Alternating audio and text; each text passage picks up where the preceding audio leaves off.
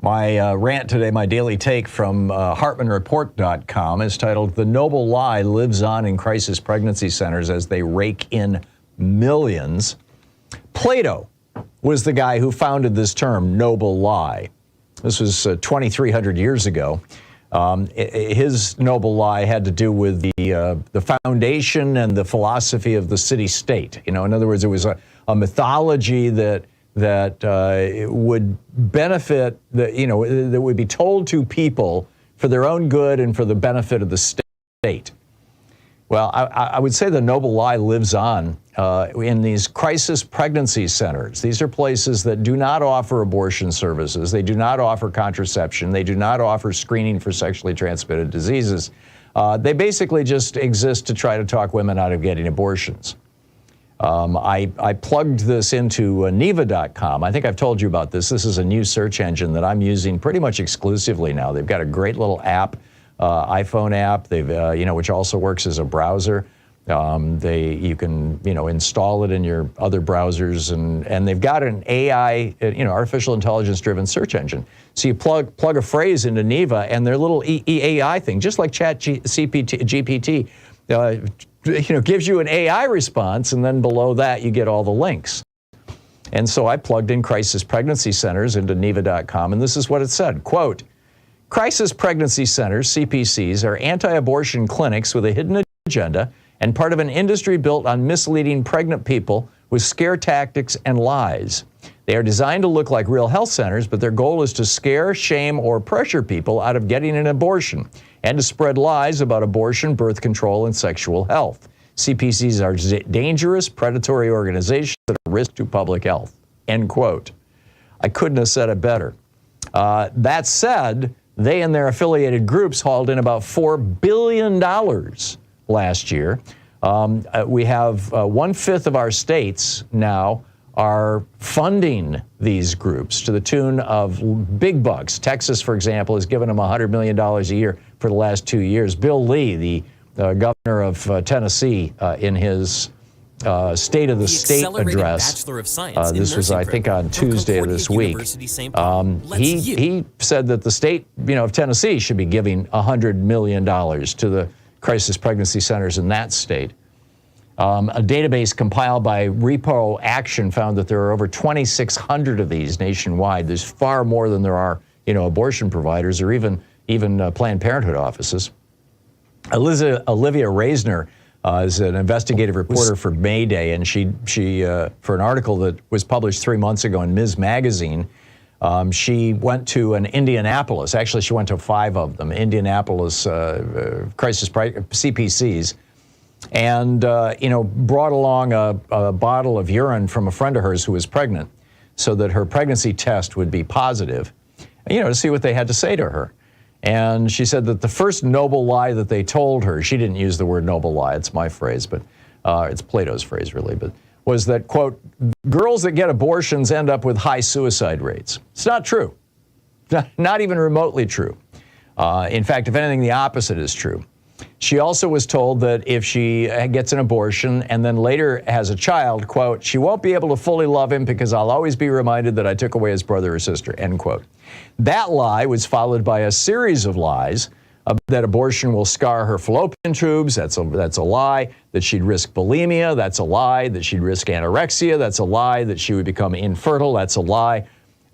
Researchers, in fact, at the University of California, San Francisco, did a 10-year, 1,000-patient study of women who got abortions and women who were turned away from getting abortions for a whole variety of reasons. And in fact, it was published as a book the year before last. It was titled The Turnaway Study, 10 Years, 1,000 Women, and the Consequences of Having or Being Denied an Abortion. And the findings are really sobering.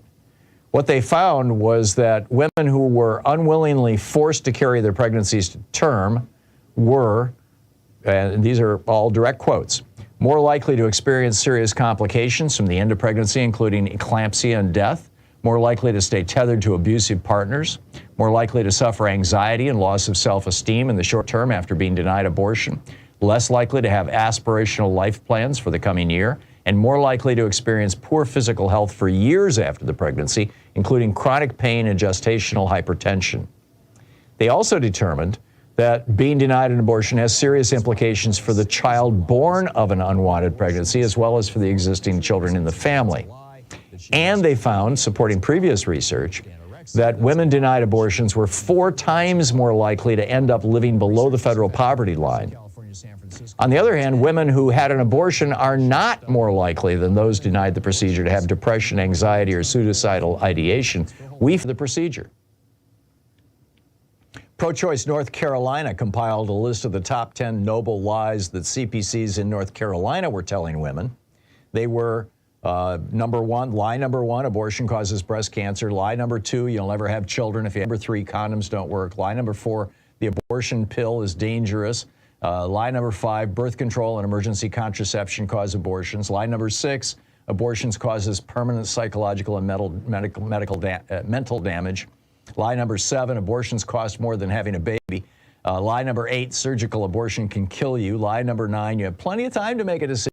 1/3 of all pregnancies end in miscarriage anyway. Let's just take it easy, come back in a month. And of course, this is all designed to push women out to the point where they no longer can get an abortion.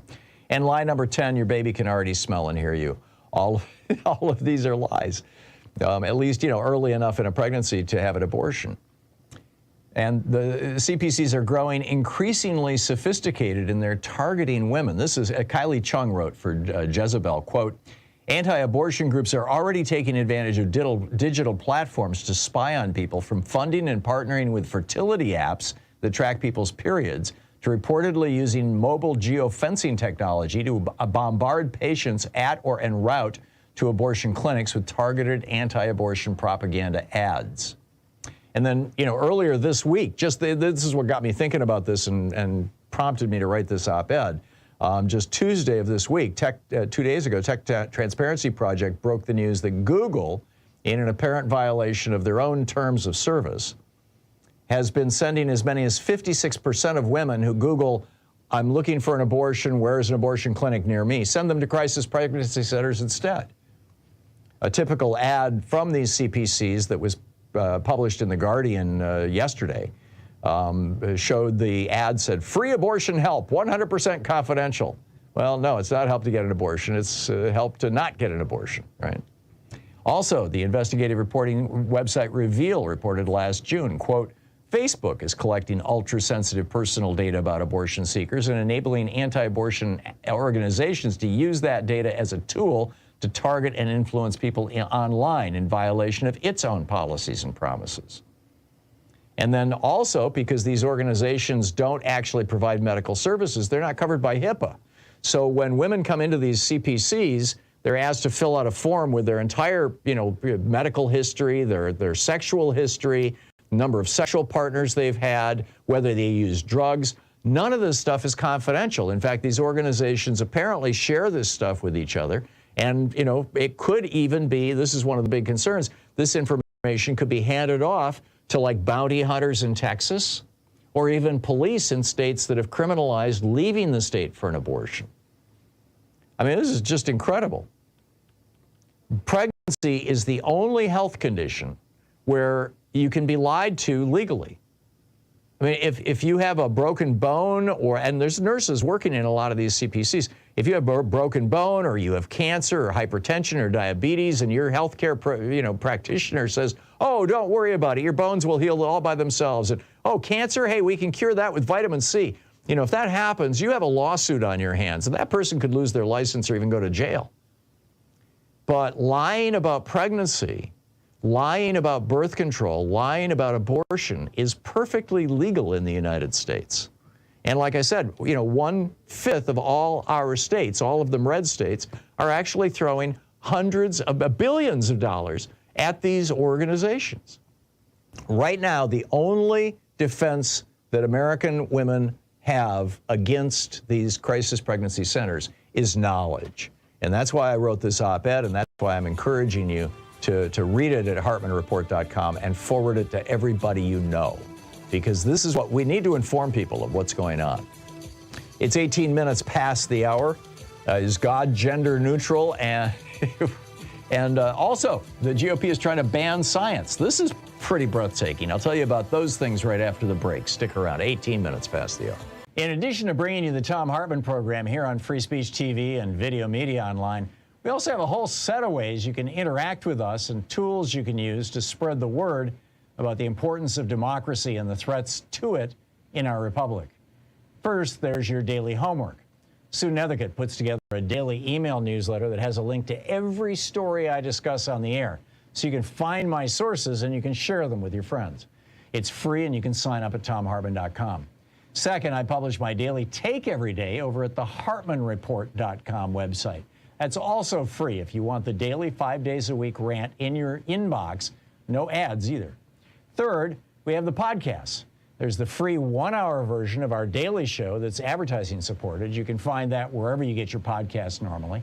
And then there's also the podcast of the entire 3-hour show with no advertisements, and that's available by subscription over at thomhartmann.com. So check them all out at thomhartmann.com and hartmannreport.com.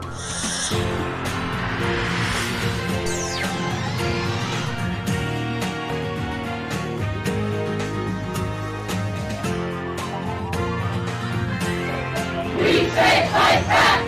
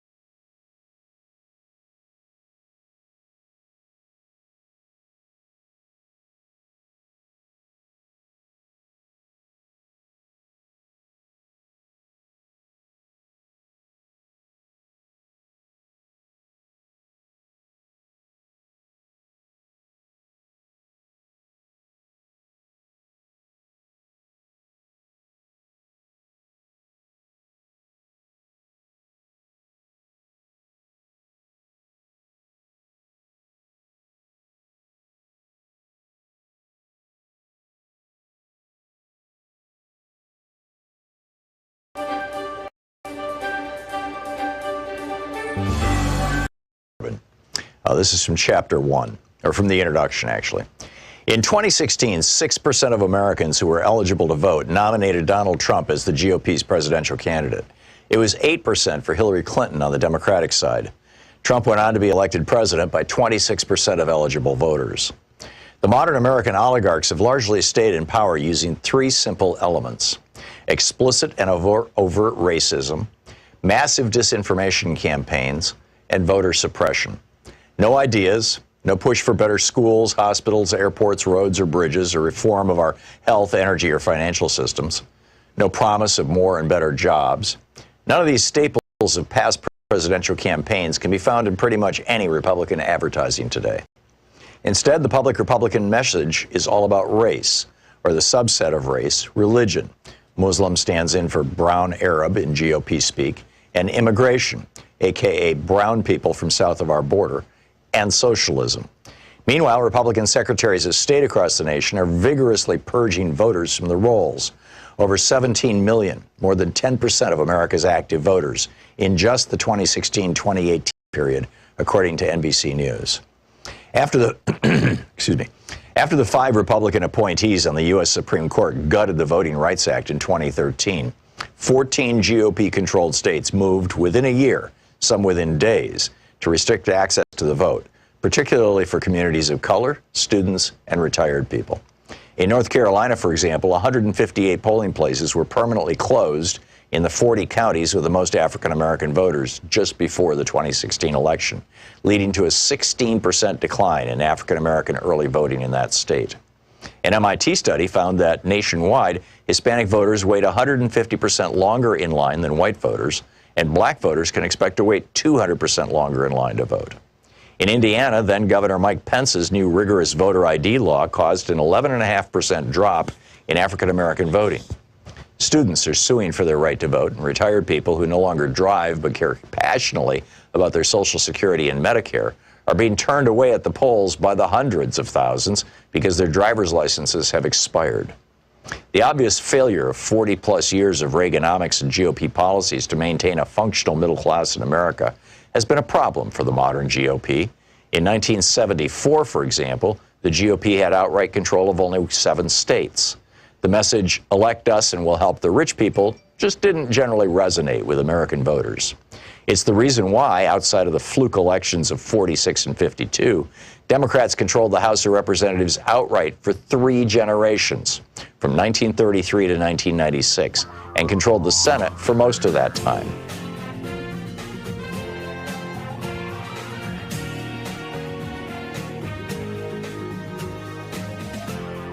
This is the Thom Hartmann Program.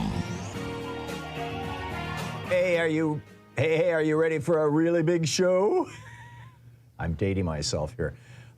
We got a lot to talk about here today. Behind the curtain, Trump allies are pre-screening hardcore fascists for an unprecedented power grab in the event he wins the election or manages to steal it.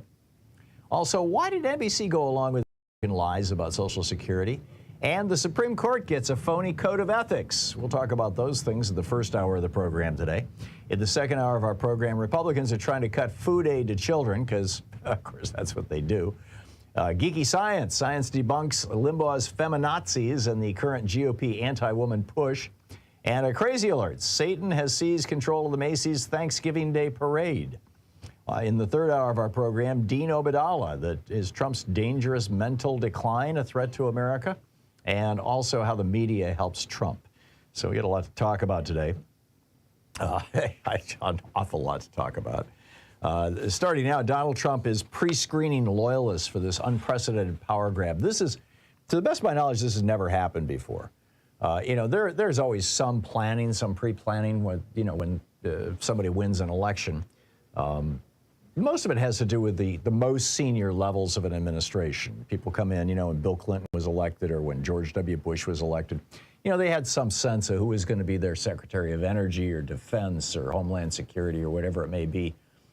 Homeland Security did not exist when Bush was elected, but you get my point. But here, he's putting together a pre-vetted, pro-Trump army of 54,000 people. Now, the way he's going to work this is with this Schedule F thing that he put into place in the weeks before he left office, and that Joe Biden reversed. He undid it. Trump is going to reinstate it by executive order and alter the I was going to say selective service. You know, the entire federal government. And the way he's going to do this is by taking all the senior level people from and you know, not just like the head of the EPA and the head of Social Security and the head of the IRS and whatnot, but you know, several layers deep, and just turn them all into basically employees at will rather than civil service employees. You know, the whole civil service thing was created in the 1880s. I believe it was under President Grover Cleveland, if I'm remembering correctly. I could be wrong, but it was in that era. And the problem was, and a lot of this came out after the Civil War in particular, the problem was that basically administrations, in fact, actually some of this went back to Andrew Jackson's administration in the 1830s, that particularly corrupt presidents and administrations were basically selling jobs. Oh, you want a job in the Department of Defense? Cool, you know, give me a $10,000 campaign donation or whatever, you know. Take me on a nice vacation and I'll give you that job. And it had gotten so bad that, you know, by the 1880s, I mean, keep in mind, this was the era that led to the Sherman Antitrust Act. This was the era of the oligarchs. This was the Industrial Revolution was really kicking into steam. It got so bad that in state after state, and this was a big thing in the 1880s, 1890s, and early 1900s, state after state amended their constitution to allow for citizen initiatives, so that, you know, ballot initiatives. Now, there's only about half the states that have these, but you know, the states did this because they were sick and tired of having corrupted, bought-off legislatures. The civil service was part of that, part of the solution to that problem, not specifically the problem of members of the Ohio legislature being bought off, for example. But the civil service was, you know, a way of depoliticizing jobs within the federal government. And it stood from the 1880s until today as a way of making sure that the federal government is run by professionals, you know, who have certain protections. Many of them are unionized, in fact, but they have civil service protections. They have, you know, they can't be fired just because of their politics. They can't be fired because, you know, of you know, minor or irrelevant things. You've got to have, you know, a reasonable cause to fire them. Well, Trump wants to do away with that. He wants to take us back to literally back to the 19th century, and say, you know, all of these people, 50,000 federal workers. Now, there's 2 million federal employees. So this is, you know, the cream of the cream, right? The cream of the crop, excuse me, the cream, the top levels. He wants to be able to fire all of them. Now, clearly, part of this is because, you know, he went to and he said, start shooting people in the legs, and they said, no, we can't do that. It's against the law. You know, he went to the IRS and said, I want you to, you know, investigate my enemies. Well, they did. They investigated 2 of his enemies, but, you know, that was about it. You know, they went after, as I recall, Peter Strzok and another one of the FBI guys. Name is escaping me at the moment, but in any case, he went after 2 of them, and you know, with the IRS, and that's another story that has fallen off our radar screens. I mean, this is what, but generally speaking, you know, the IRS said, no, we're not going to, you know, we're not going to do your Nixon enemies list. He went to the Department of Defense and he said, you know, shoot people in the streets, and they said, no, we won't do that. He said, you know, seize the voting machines. They said, no, that's not our, you know. Well, now he's going to replace all of those people who said no to him, those people who defended American democracy against the impulses of a wannabe dictator. He's going to replace them all the first day he's in office. And he'll have 54,000 complete toadies following him. This will literally be the end of the American experiment. And he's bragging about it. And the speeches he's given that are written by, you know, Stephen Miller in large part, or according to press reports anyway, These speeches are just openly Nazi, using language like vermin to describe, radical left, tear down the American dream. Providing people with a rationale and excuse to basically kill, or at the very least imprison, the people that they have dehumanized, that they no longer view as human beings. So how are they going about this? Well, it turns out that Oracle, the giant tech company, was contracted by these folks to do a deep dive on all these 54,000 people who they are considering for these jobs. And one of the things that they're doing is they're going through their social media history vigorously. Did you ever, 14 years ago you posted something on Facebook that didn't seem like you liked Republicans. Okay, you're out. Or if you ever said anything against Trump, forget it. You don't have a chance. They're looking at filling people for the legal system, the judicial system, the Defense Department, the regulatory agencies, and the domestic policy jobs. Trump calls this Agenda 47 because the next president will be the 47th president. Much of this is being funded by the Heritage Foundation and their Project 2025. They've already published a 920-page policy book that had 400 contributors, including Stephen Miller. They've got over 80 partners, Project 2025, including Charlie Kirk, the Turning Point USA incel leader. Here's one of the questions. Applicants are being asked to, quote, name one person, past or present, who has most influenced the development of your political philosophy, and do the same with a book. Name one living public policy figure who you greatly admire and why. And if you don't answer Trump or Art of the Deal, you're probably not going to get the job. This is crazy. Johnny McEntee, the guy who was his golf caddy and then became his carry his bags in the White House, and then, was the guy that was going to keep Trump in the White House, is a senior policy advisor. One of the most powerful architects is Stephen Miller, as I mentioned. His top obsession will be the Justice Department, the FBI, and the intelligence community. The next priority will be the Department of Homeland Security. And the Pentagon tells Axios that they are worried about this plan. According to the document, the Heritage document, Trump will direct the National Security Council to, quote, rigorously review all general and flag officer promotions to prioritize the core roles and responsibilities of the military over social engineering and non-defense related matters, including climate change, critical race theory, and manufactured extremism. In other words, anybody in the military who thinks that the military should do something about climate change, you're out. Anybody in the military who has participated in or had anything to do with, sensitivity training or, racial compassion training or whatever they call this stuff, out. That's the end of that.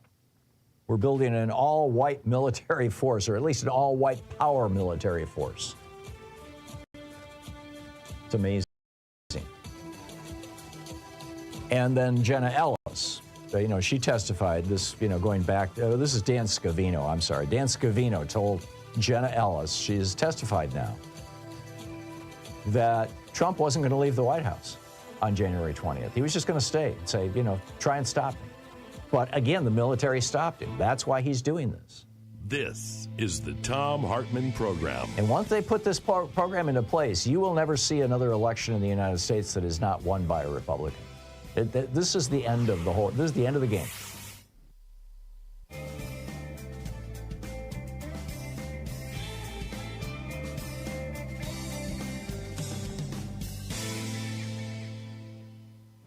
And welcome back. Omar in Herndon, Virginia. Hey, Omar, what's on your mind today?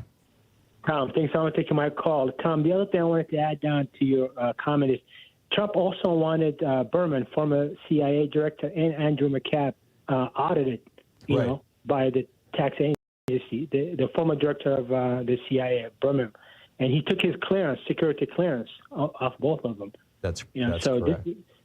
Yeah, he's a clown. But my question to you, Tom, the new code of ethics by the Supreme Court, is this legit? I mean, is this something that? No, I'm going to be talking about that in the second hour. But it's a joke. Well, actually, I'm going to get in. I'll get to that right after the break here. It's a complete joke. There is no enforcement mechanism.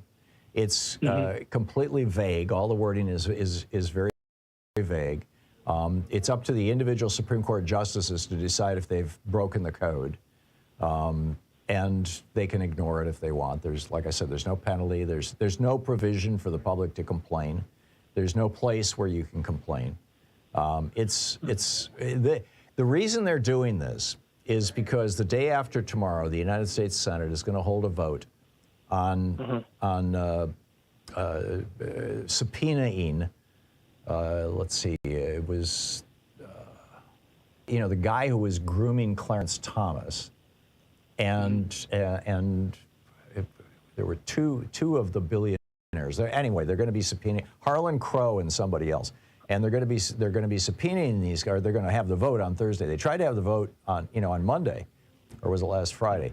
And what happened was the Republicans put in 88 amendments, all kinds of wacky stuff, and basically just had they gone along with this process, it would have dragged it out for months. Republicans Republicans are quite happy to have a corrupt Supreme Court. They have no problem with Harlan Crow and his buddies showering gifts on Clarence Thomas and Sam Alito and whatnot. Because I think it should have been done by an independent agency, an outside independent agency. Yeah, it should. Instead. And the last thing, Trump. Last thing I want to say, Tom, we should be very careful with Trump, because Trump, in the speech, is saying that during Election Day, I want you to go to the polls. I want you to be a poll watchers. That is very dangerous. That's a many January 6th throughout the country. You're going to have people with guns. I want to make sure they don't. He said, I want to make sure they don't cheat. That's very dangerous. You're going to have a conflict. You're going to have an incident there. And I don't think they're going to come empty-handed. They're going to come with guns. Yeah, this is a naked intimidation attempt. This is taking William Rehnquist's Project Eagle Eye, or Operation Eagle Eye, that started in Arizona back in 1960 and spread nationwide for a couple of years anyway. Which was where Republican poll watchers would go to the polls. Rehnquist himself used to do this in Phoenix, in Native American and Hispanic communities. And I mean, back then, there were no ID requirements in any state in the United States. In fact, that was the case right up until the late 1990s. And so, you could challenge somebody, and if you challenged them, then they had to go home and get their ID. And most people, when they went home to get their ID, just never came back. And that's what Rehnquist used to do, is anybody who looked Hispanic or Native American, he would challenge their ability to vote, get them kicked out, and like I said, 9 times out of 10 they didn't even bother to come back. This is just an extension of that, Omar. Yeah, the Justice Department should do something. They should put a policy in place right now before the election starts. Thank you, Tom. I agree. I completely agree. Omar, thank you for the call. It's 21 minutes past the hour. I'll be back with you in 60 seconds. Stay tuned.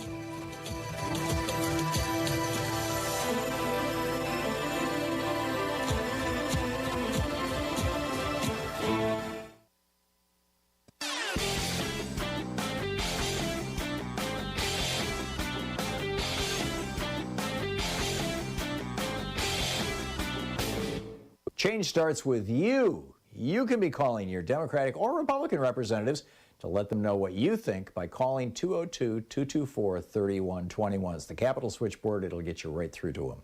So MAGA Mike and the Republicans want a religious test for people running for public office. They want to know that you are sufficiently Christian to be worthy of being elected.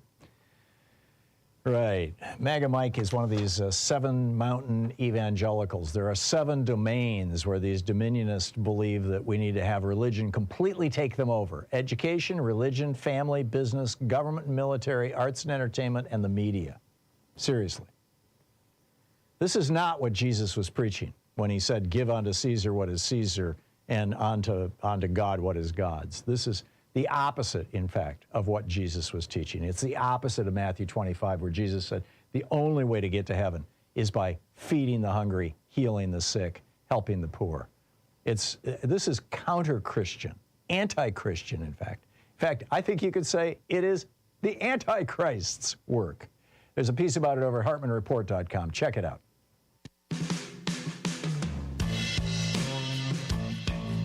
It's 22 minutes past the hour.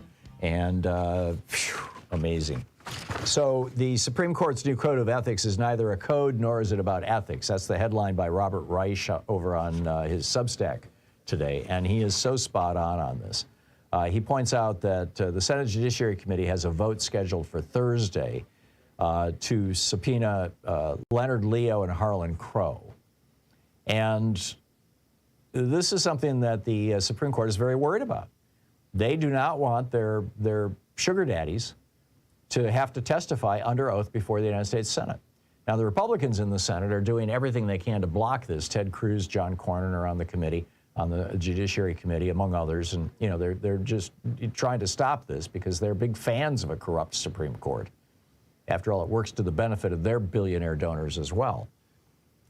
But Sheldon Whitehouse is saying, no, I'm gonna push this thing. But the code, this is what Robert Reich notes. He says the new code would have no effect on any of these examples that we've seen. The new code wouldn't stop Harlan Crow from buying another justice's mother's home. It wouldn't stop Harlan Crow from giving private plane rides and mega yacht vacations to any other justices. It wouldn't stop Leonard Leo from massaging the egos and flying Supreme Court justices around the world to give speeches. None of that stuff. I mean, it wouldn't. It also has no system for the public to lodge complaints. There's no outside review of alleged ethical violations. The new rules don't require any changes in how the justices conduct themselves. It just says that John Roberts has directed the court staff to do a review of best practices. But it doesn't say when the review has to be done, and it doesn't say what they're going to do with the review. So, this is BS. I don't know how to say it beyond that. All right, the other point for the day, this is my op-ed today over at HartmannReport.com, my daily take. It's titled, Why Did NBC Go Along with GOP Lies About Social Security? And I realize it's a week late, but last week when you had the Republican debate, Kristen Welker, and who I think is a really good reporter. I remember when she used to report from the White House when Trump was there, and you could just tell the challenge that she was facing. I think she's one of the good guys, but this question just shocked me. She said Americans could see their Social Security benefits dramatically cut in the next decade because the program is running out of money. And then she says, Governor Christie, first to you, have you proposed raising the retirement age for younger Americans? What would that age be specifically, and would you consider making any other reforms to Social Security? She didn't mention taxes. And neither did any of the Republicans in their response, except Chris Christie, who said, we're already taxed enough already, we can't, or America's already overtaxed, we can't raise taxes. Well, here's the reality. If you make under $160,200 a year, you pay 6.2% tax that goes to the Social Security Trust Fund. Every penny. If you make $1,000 a year, you pay $6.20. If you make $100,000 a year, you pay $6,200. I mean, or not, I guess it would be, well, whatever, yeah, $6,200. But if you make over $160,200, you don't pay a single penny on any of that money after the first $160,000. So, after the first hour or so on January 1st, Harlan Crow and Donald Trump and Jeff Bezos and Mark Zuckerberg and all these other billionaires, Elon Musk, after the first hour or so of January 1st, they've paid their $9,000 into Social Security, and that's it. They never pay another penny. If they paid the same that you pay, if these billionaires paid the same that you pay, not only would Social Security be solvent for 75 years, but they could raise the benefits. Why doesn't anybody talk about this? You're listening to the Thom Hartmann Program. Call 202-808-9925. I'll be back with your calls on the other side of the break. Stay with us.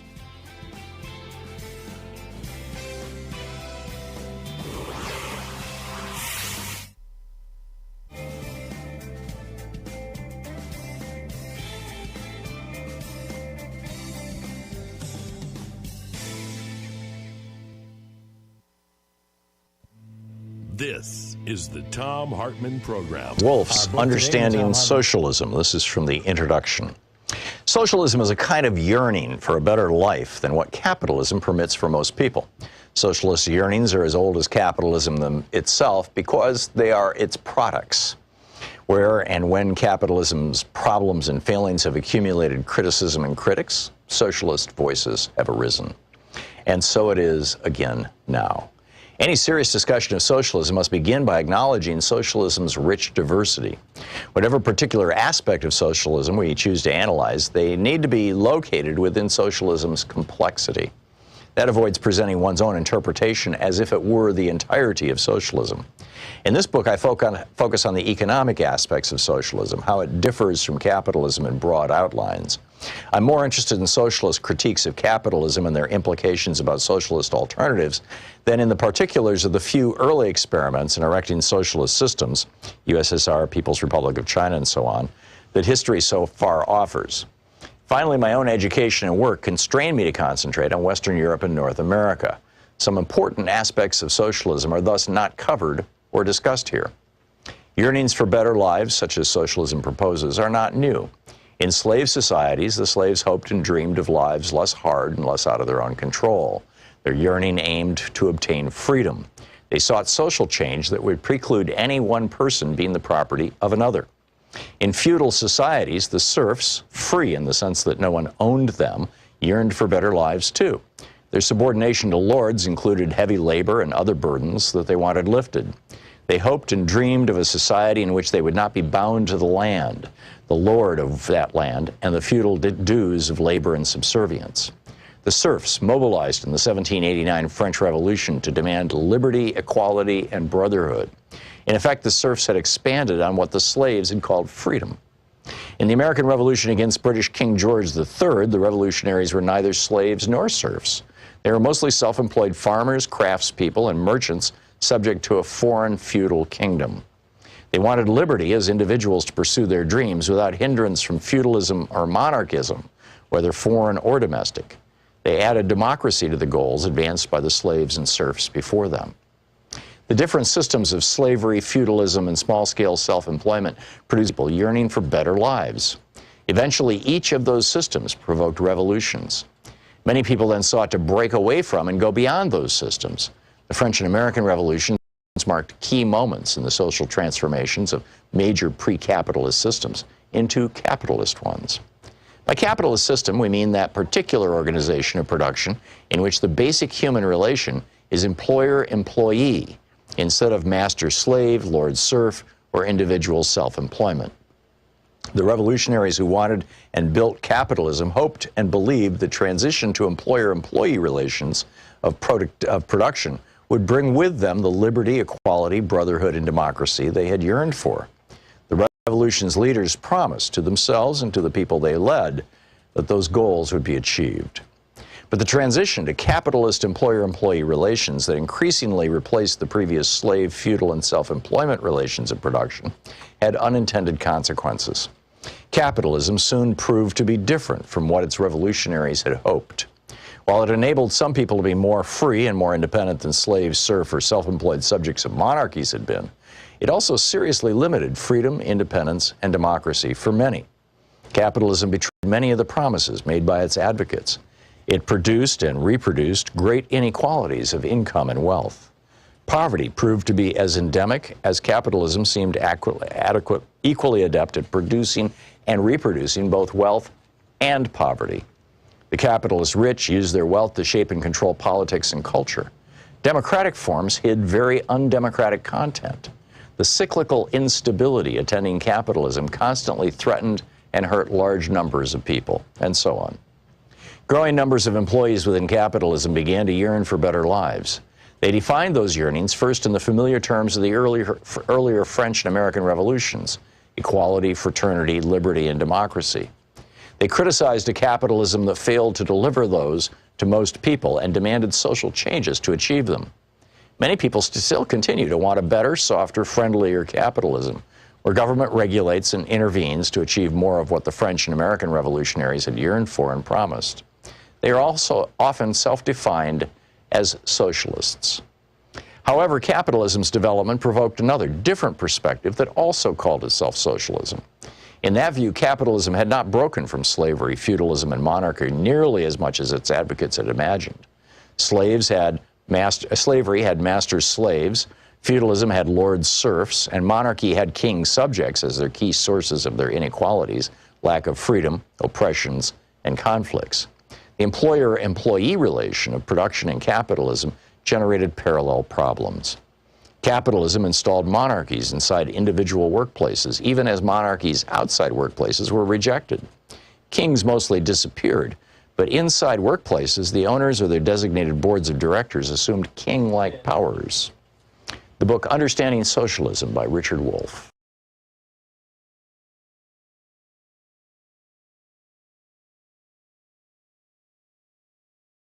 And The Making of Donald Trump and the Breaking of America by New York Times reporter Maggie Haberman.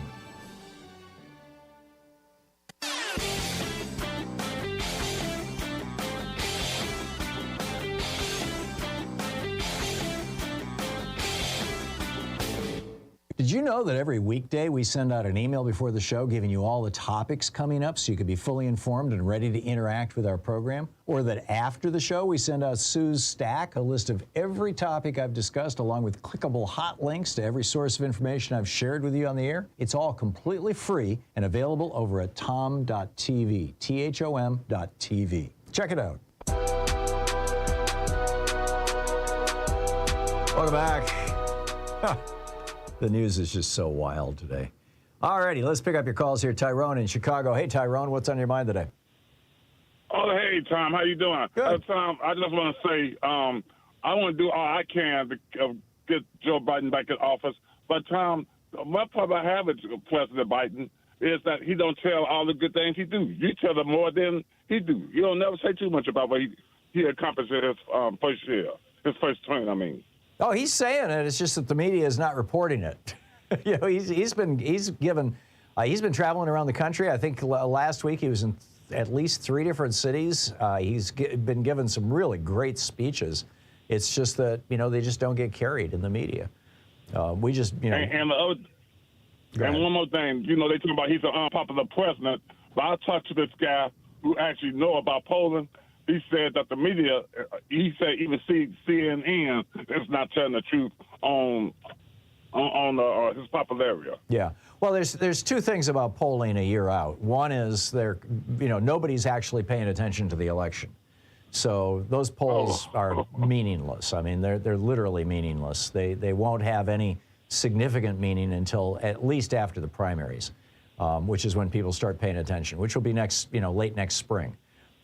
Secondly, I agree with a number of people who have been in the polling business for years and years who are now kind of coming out and saying, an awful lot of this polling, they just can't get large enough samples anymore because people don't answer their phones and they don't answer their door.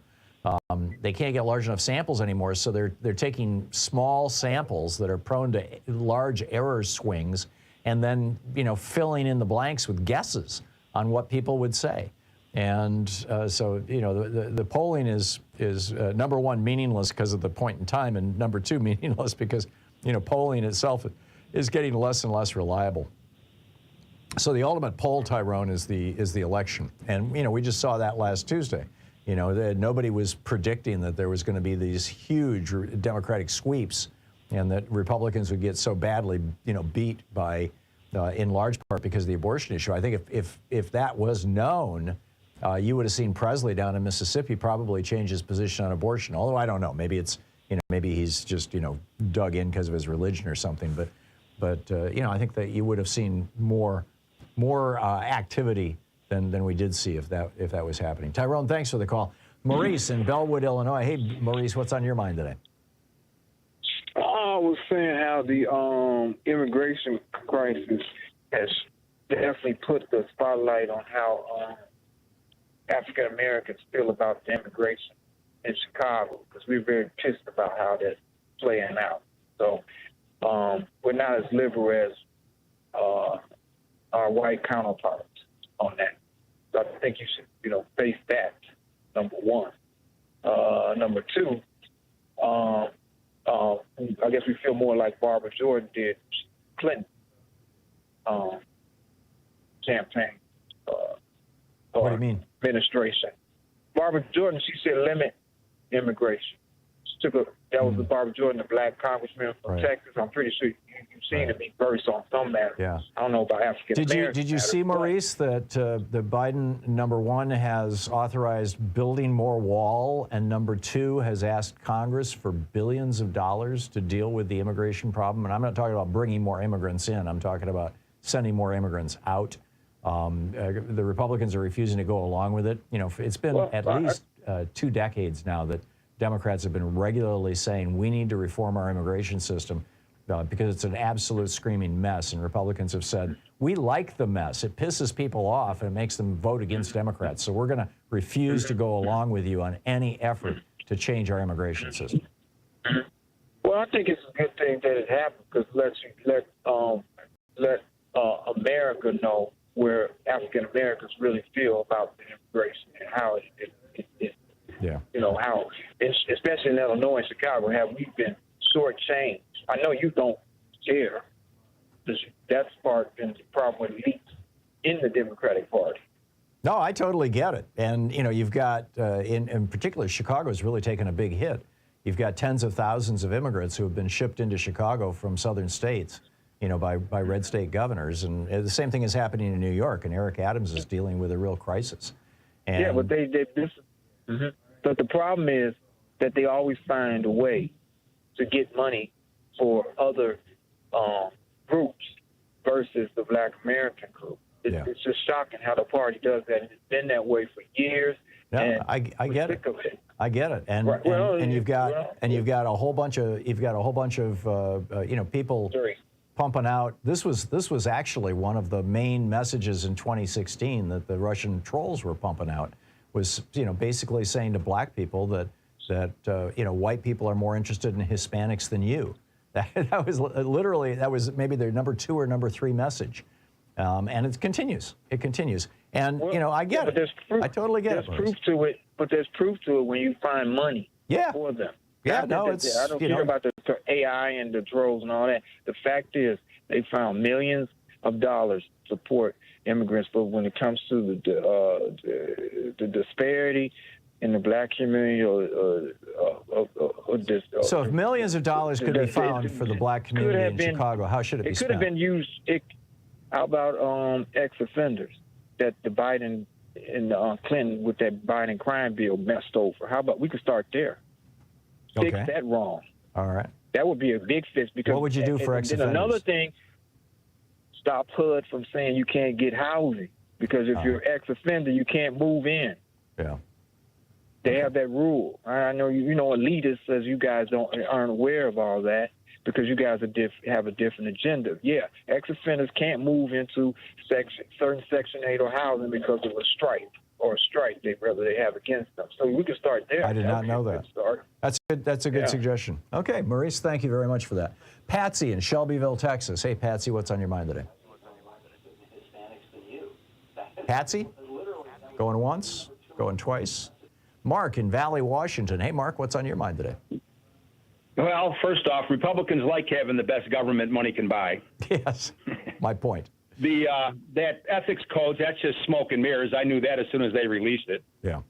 But what I'm calling about is, I don't know if you remember, I called you maybe 8 months ago and said within 3 years, well, the first year Trump be a dictator, second year we had concentration camps, and by the third year they'd have morphed into death camps. I'm afraid that was an under-exaggeration. Yeah. I don't think it'll even take a year and a half before we're at that point. No, Trump is talking about setting up camps, putting millions of people in camps starting day one. Exactly. So if he does that, they'll morph into death camps within a year and a half. Yeah, yeah. So I'm calling to say that my prediction has now been cut in half. Yeah. Well, and it's scary because not enough people are taking this serious. No, they're not. And you know, it's, again, a lot of people just don't pay attention to politics, but I also think the media is failing at their job of telling people exactly what's going on. I'm with you. I'm starting to think the media wants a fascist regime in. Why? I don't know, because they'll die too, but it seems that way. Yeah, it's there's an intentional blindness or unwillingness to see what's going on that is truly troubling. I'm with you. Mark, thank you very much. EW in Costa Mesa, California. Hey, EW, what's on your mind today?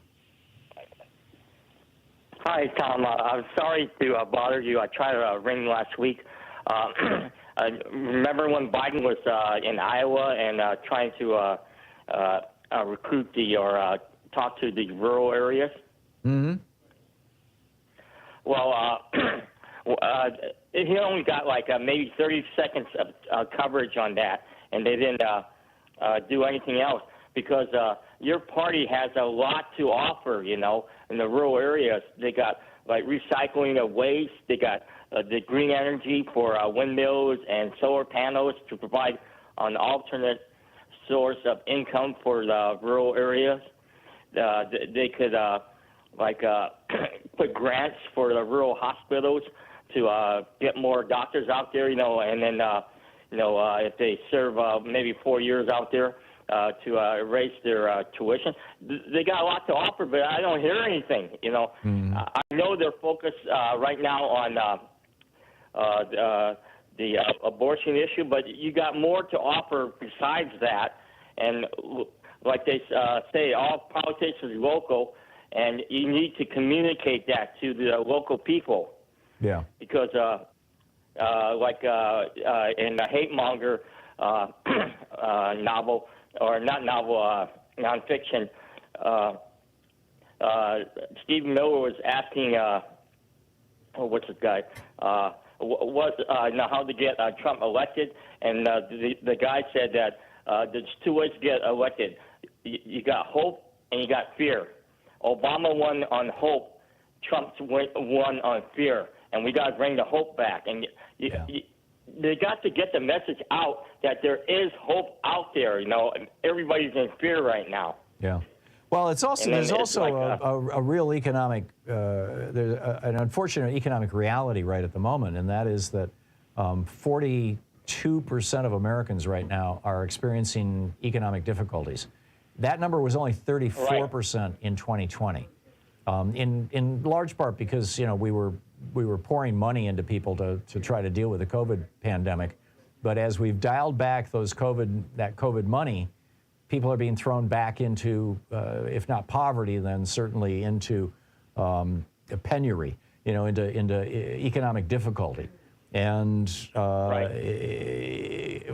and any effort to do anything about that. I mean, Biden wanted to extend the child tax credit, for example, which would have, lifted millions of children out of poverty, and did during the COVID period.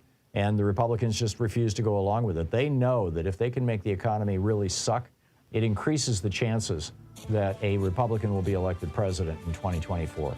That's the bottom line here. And they're doing everything they can to sabotage the U.S. economy for that purpose. EW, thanks for the call. Nice to hear from you. It's 46 minutes past the hour. I'll be back with more of your calls in just a moment. Stay tuned.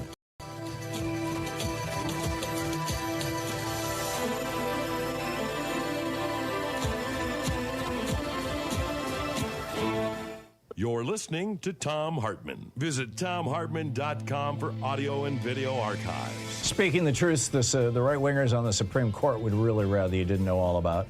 I'll be right back with you.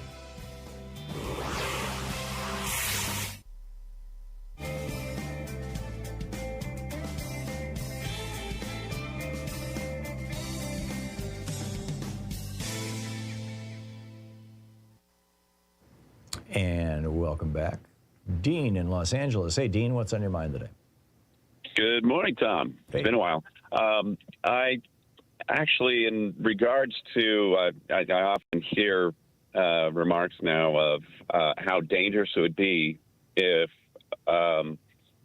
Trump ends up being the nominee for Republicans. And actually now, after hearing some of the testimony that people have laid out in just the last couple of days, like Jenna Ellis, it sounds to me like that Trump had at one point said that I'm going to start my own party. He actually told the RNC, I don't care. I'll start my own party. He threatened my notion at one point.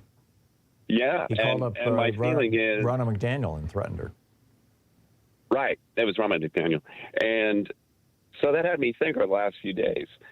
We're so concerned about these people that are jumping in as independents, Jill Stein and et cetera, that they're going to hurt the turnout or the possible vote for a Democrat.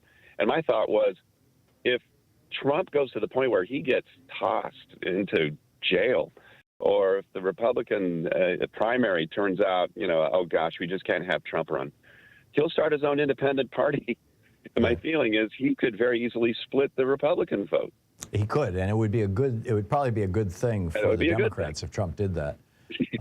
But it's looking increasingly likely he's going to be the Republican nominee, whether he's doing it from a jail cell. Well, he won't be doing it from a jail cell, because even if he's convicted of his crimes, he will appeal, and they'll keep him out on bail.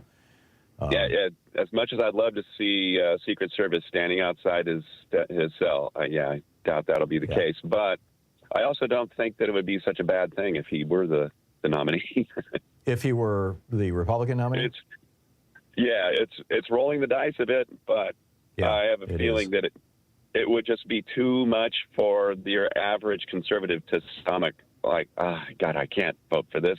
And they would likely, I'd see a lower turnout than there's a lot of activism going on for Democrats pushing. No, I get it. And apropos of that, one of the things that is not getting much publicity is that this Heritage Foundation Project 2025 plan to essentially reinvent America, to wipe out the New Deal and the Great Society and take us back to the 19th century. That will work for any Republican. Nikki Haley, Chris Christie, you name it, whoever it is, the Heritage Foundation and other groups, other right-wingers are right there ready to help them, flip America into something that most of us would not recognize.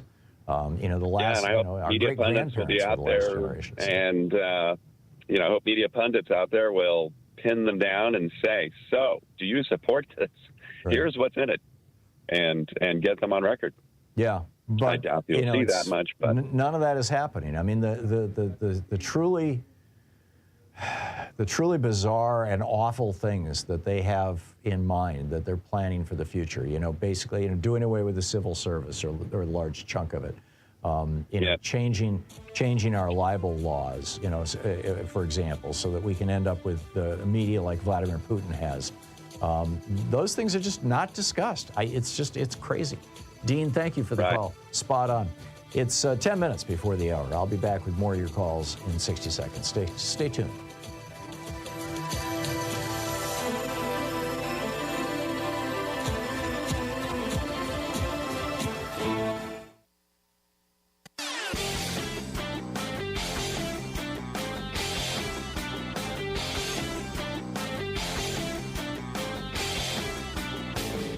Help support progressive radio. If you're listening to us on a commercial station, call their advertisers and let them know you're listening. If you're listening to us on Pacifica, one of our many nonprofit stations, please support them when they do their fundraising drives. Thanks for supporting Progressive Talk Radio, and tag you're it. From Los Angeles to Columbia, South Carolina, from Birmingham, Alabama to Baltimore, universal basic income programs are chalking up proof after proof of their viability. Basically just giving people, low-income people, poor people, somewhere between $500 and $1,500 a month, no strings attached, is lifting people out of poverty, getting them back on track, getting them into solid middle-class jobs, helping their children tremendously. This works. Now, we don't have to do UBI in the United States. We're the only developed country in the world that doesn't have a national health care program. Health expenses are whacking a lot of low-income people. We're the only developed country in the world that doesn't have free college education. Education expenses are whacking people. There's a lot we could do. We can subsidize housing. We can subsidize food. We do that with food stamps. We could expand it. There's a lot we could do to benefit from this. There's a whole report about that over at hartmannreport.com. Check it out.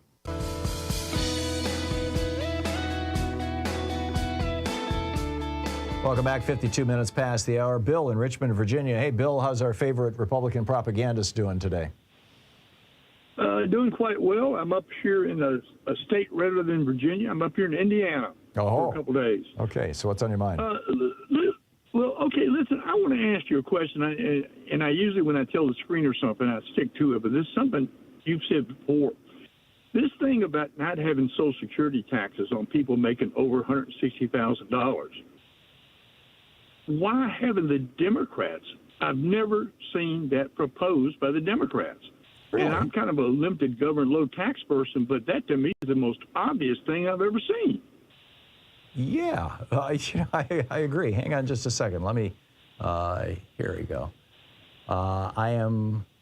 This is from, I'm looking on Bernie's website right now, but this is from February 13th of this year.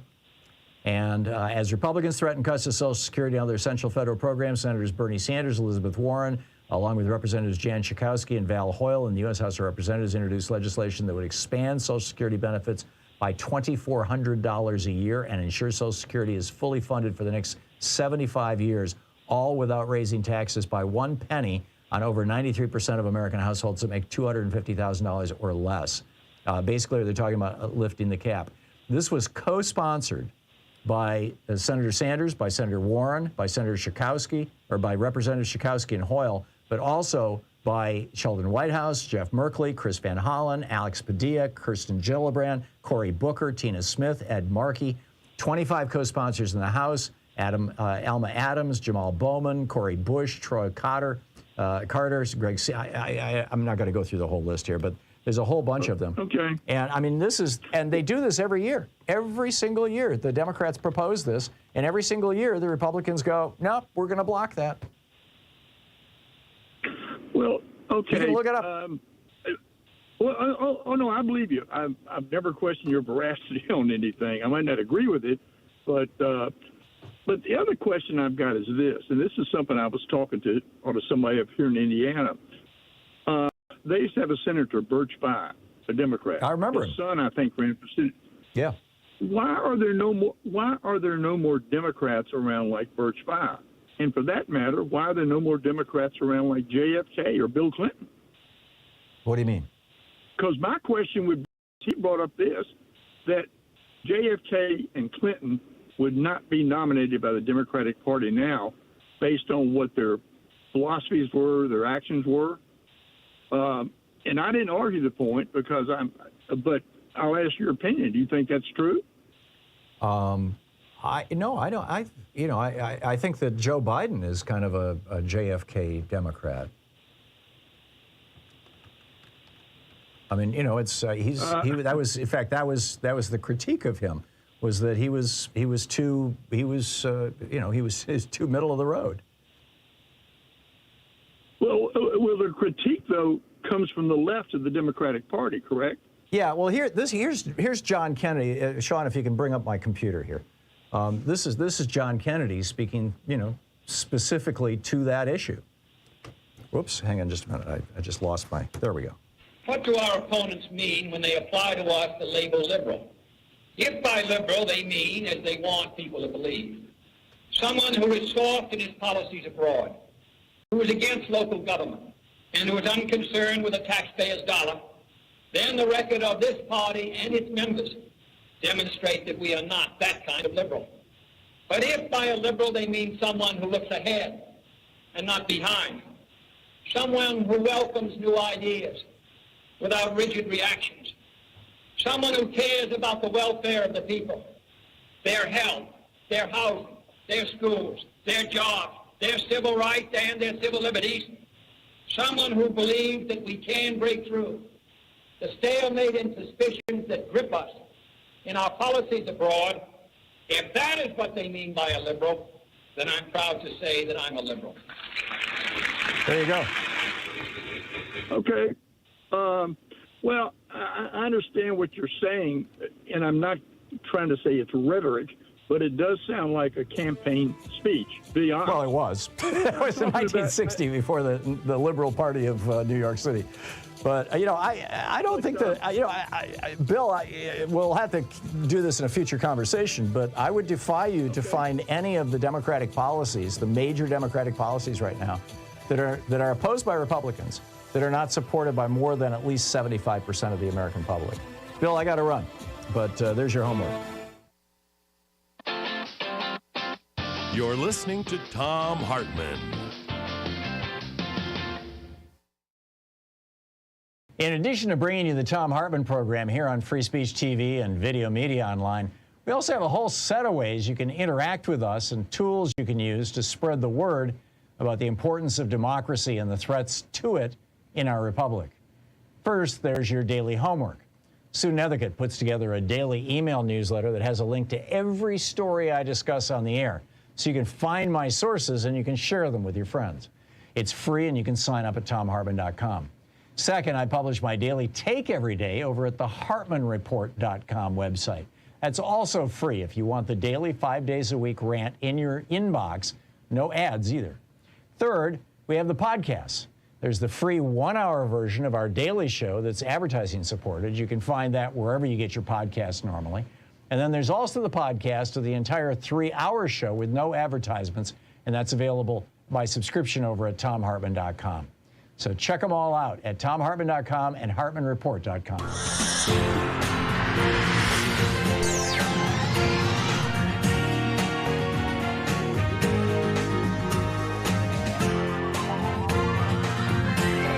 We take fight back!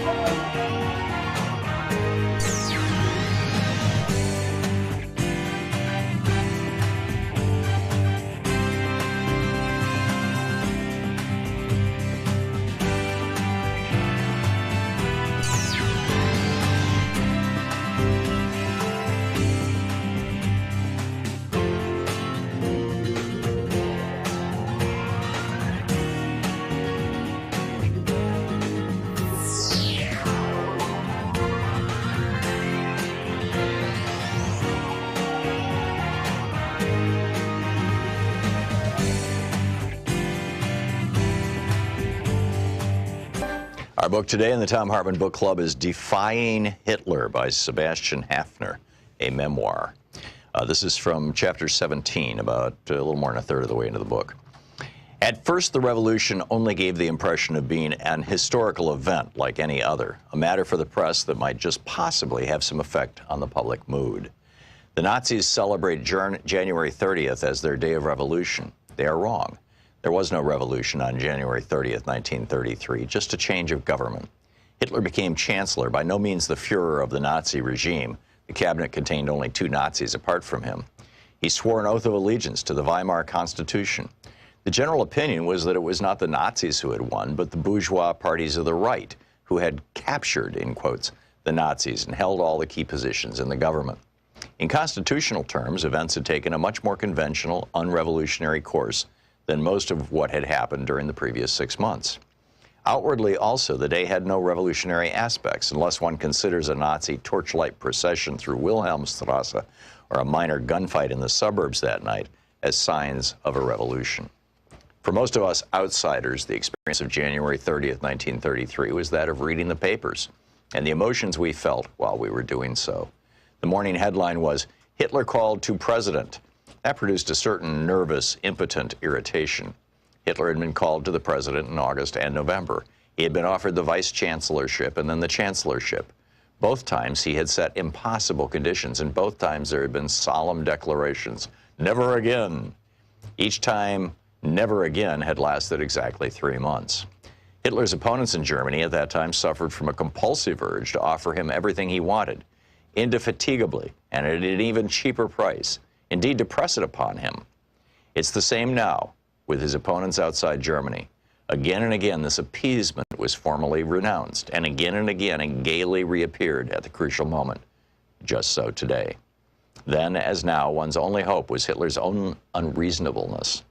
Would it not sooner or later exhaust the patience of his opponents? Then, as now, it became apparent that their patience knew no bounds. At midday, the headline said, "Hitler makes impossible demands." We nodded, half reassured. It was only too credible. It would have gone against his nature to ask for less than too much. Perhaps the cup had once more passed from us. Hitler, the last defense against Hitler.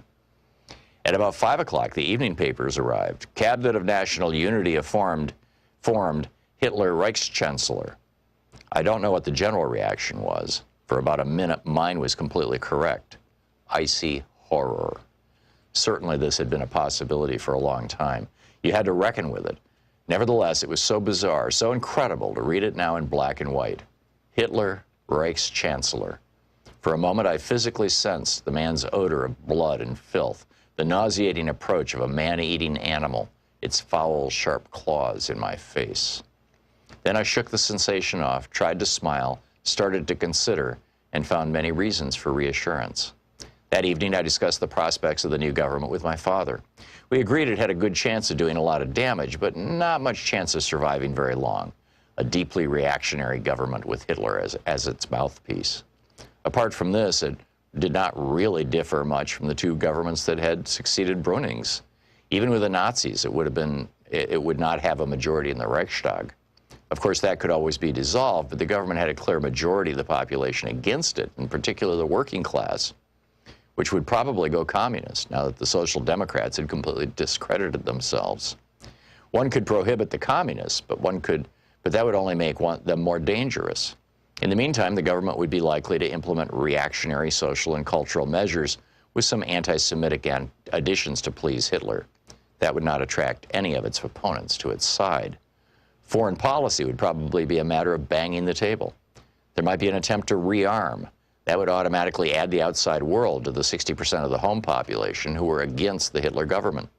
Besides, who were the people who had suddenly started voting Nazi in the last 3 years? Misguided ignoramuses for the most part, victims of propaganda, a fluctuating mass that would fall apart at the first disappointment. No, all things considered, this government was not a cause for alarm. The only question was what would come after it. It was possible that they would drive the country to civil war. The communists were capable of going on the attack before a prohibition against them came into force. The next day, this turned out to be the general opinion of the intelligent press. It is curious how plausible an argument it is, even today, when we know what came next. How could things turn out so completely different? Perhaps it was just because we were all so certain that they could not do so, and relied on that with far too much confidence. So we neglected to consider that it might, if worse came to worse, be necessary to prevent the disaster from happening. Through the whole of February 1933, everything that happened remained a matter for the press. In other words, it took place in an arena that would lose all reality for 99% of the population the moment there were no newspapers. Admittedly, enough occurred in that arena. The Reichstag was dissolved, then in a flagrant breach of the Constitution, Hindenburg also dissolved the Prussian regional parliament. There were fast and furious changes of personnel in the civil service. The book defined Hitler.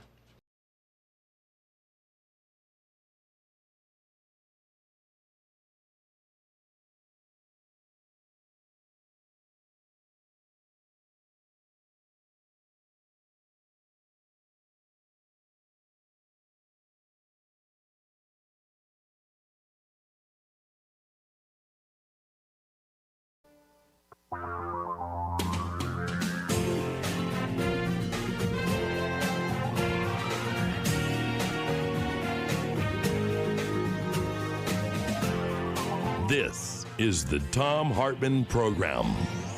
Well, Republicans are in, welcome back to the second hour of our program, by the way. Republicans are in charge of the House of Representatives, and so, of course, Republicans are going to do what Republicans love to do.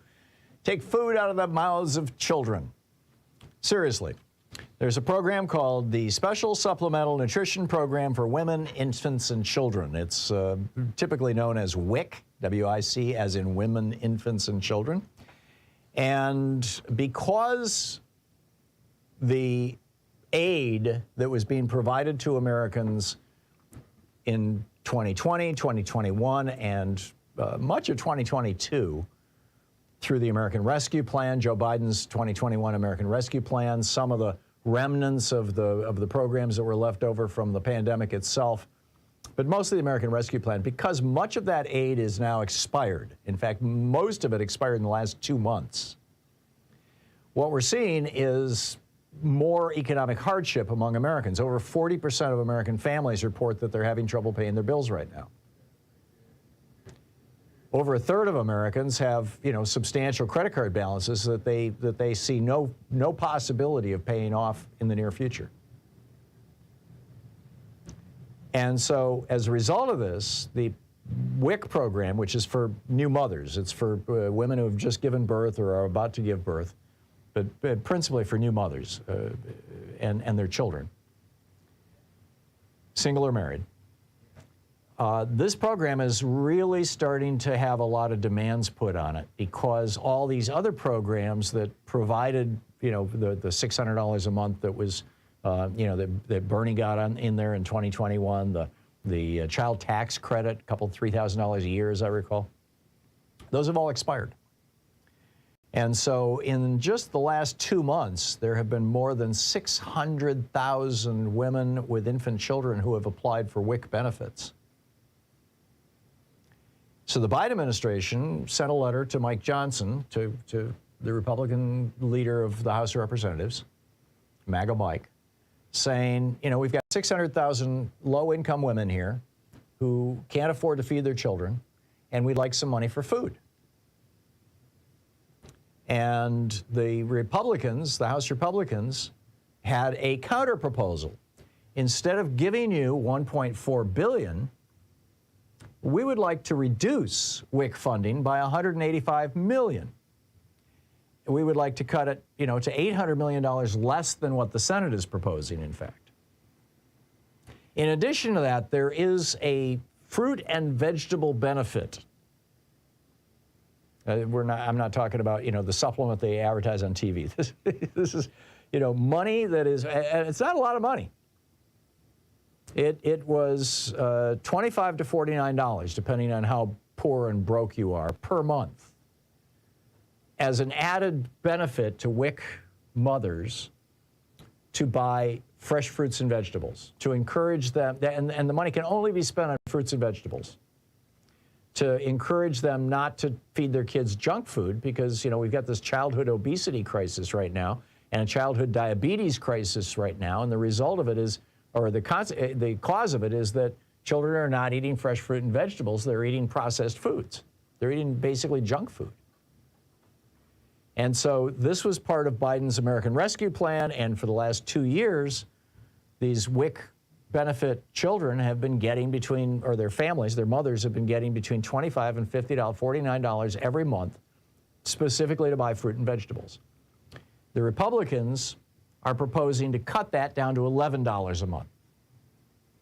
Knock yourself out, Mom. With this $11, you could feed your child good, healthy fruits and vegetables for how long?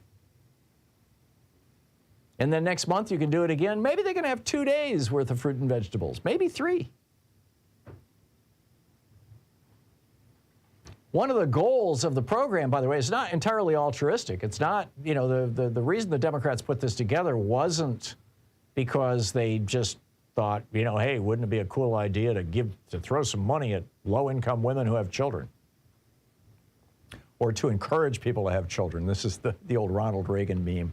Yes, they have babies so they can go on welfare. Nobody does that. No, what the reason for this, the reason why this, in particular the fruit and vegetable benefit, but WIC itself was put into place, aside from, just common human decency, compassion, and concern for our, fellow human beings. The reason for it was that when children get good nutrition as children, they grow up healthy. When they grow up healthy, they don't cost our system as much to take care of them health-wise. A lot of these children who are getting WIC benefits are going to end up on Medicaid because they're, low-income families, and Medicaid is the program for low-income families. And if you can keep kids healthy when they're young, they don't go on Medicaid. And as adults, they don't go on Medicaid. And, it costs society less. You invest, $50 a month in vegetables and fruits for kids, and you get back a benefit that's vastly larger than that by not having to pay for insulin for the rest of their lives or anything else, any of these other, medical interventions that are the consequence of kids eating crappy food. But, Republicans, their response is, thoughts and prayers. We're not willing, the Republicans say, we're not willing to raise the taxes on billionaires who are paying 3.4% on average income tax in the United States right now. We're not willing to raise their taxes so that they pay what bus drivers pay or what cops pay or what garbage collectors pay. No, they're not willing to do that. Just to feed some damn children. That's, this is the GOP attitude. To hell with it. Meanwhile, speaking of, Republican bizarre attitudes, remember Rush Limbaugh talking about femi-nazis and doing his ad for the Hillary Clinton Nutcracker holiday gift, and which was truly bizarre. His famous statement, this was one of the things that really catapulted Rush Limbaugh into the public eye back in 1989, when he said that the only reason that the feminist movement was started was so that ugly women can be socially accepted, which, has just layers of misogyny in it. The idea that the only value women have in society has to do with their appearance and et cetera. You get it. It was disgusting. And he called them femi-nazis. But this meme really took hold in the late 80s and throughout the 90s and it was, used by Republicans against Hillary Clinton very aggressively in the 2000s. That feminist women hate men. This was, Limbaugh must have said it 1,000 times. Feminism is the movement where women who hate men go. Well, some scientists decided to find out if that was true. And this is 4 major studies done over a period of a couple of years. One of their studies was done in North America. One of their studies was done in Poland, the U.S., and the United Kingdom. One of their studies was done in China, India, Japan, South Korea, and Taiwan. And another was more kind of pan-European. And they asked tens of thousands of women, they did profiles of tens of thousands of women who identified themselves as feminists about their attitudes toward men. And this was just published in the journal Psychology of Women Quarterly. Over 10,000 participants in these studies. And they note, feminism as a social and political movement has a long history of advocating for women's rights and challenging gender-based discrimination. They have succeeded. They've had a lot of successes. They've gotten voting rights, property ownership rights, reproductive autonomy, legal protections against marital rape, etc. And what they found is that a majority of 18 to 24-year-old women in the English-speaking world, in the UK and the United States, self-identify as feminists. So they said, are you man-haters, basically? And this is the summary of the findings. The findings indicate, and I quote, the findings indicate that feminists have largely positive attitudes toward men, which are similar to those of non-feminist women. No difference. So much for Rush Limbaugh. I mean, he's kind of passed away now anyway, but so much for the mythology, so much for the femi-nazis. Can we put that behind us? And now we've got a whole other worry, or at least the Republicans do. They're not going after women so much anymore, other than abortion, and birth control. But now they're going after the trans people and gay people, and the Macy's Thanksgiving parade has been taken over by Satan. This is the Thom Hartmann Program. I'll tell you about this break. Stay with us.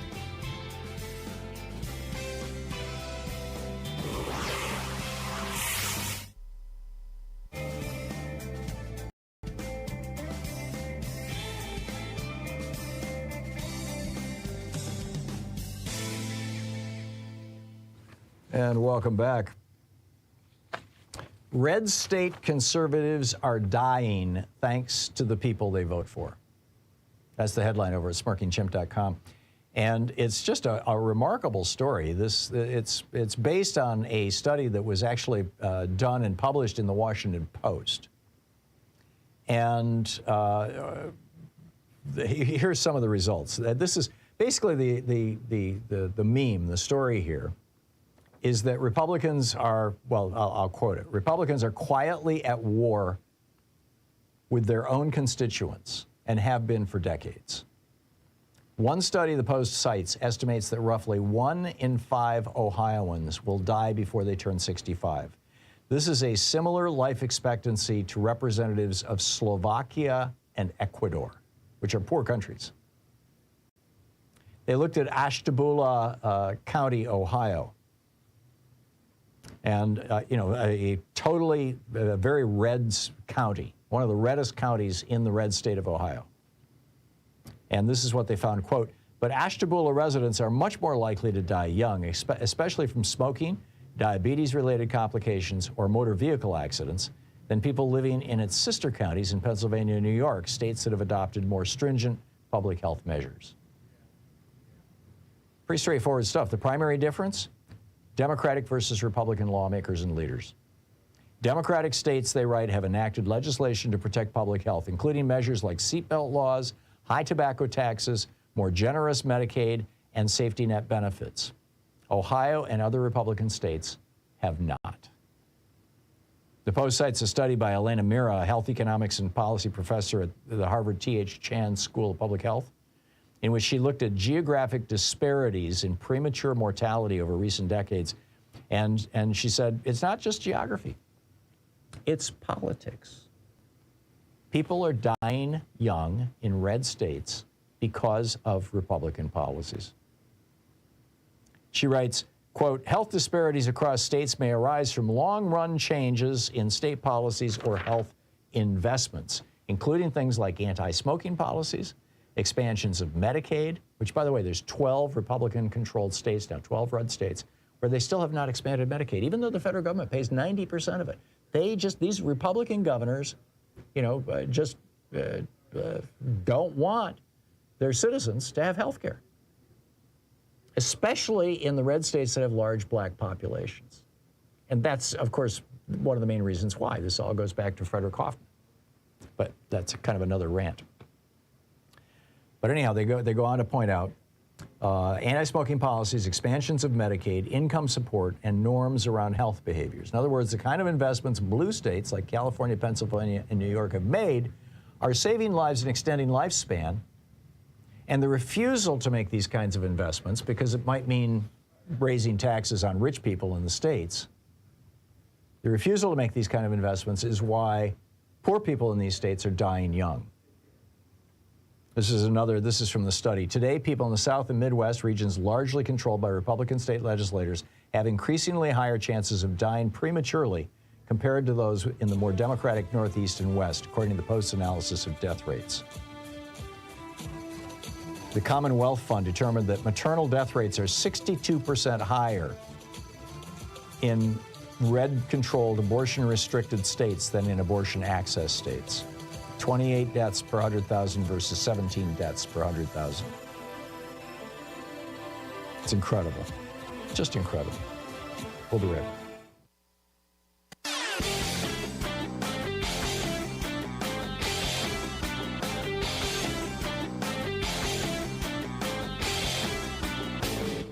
Missed my opening rant today? It's usually published over at HartmannReport.com, where you can read it and share it with your friends for free. Check it out, HartmannReport.com.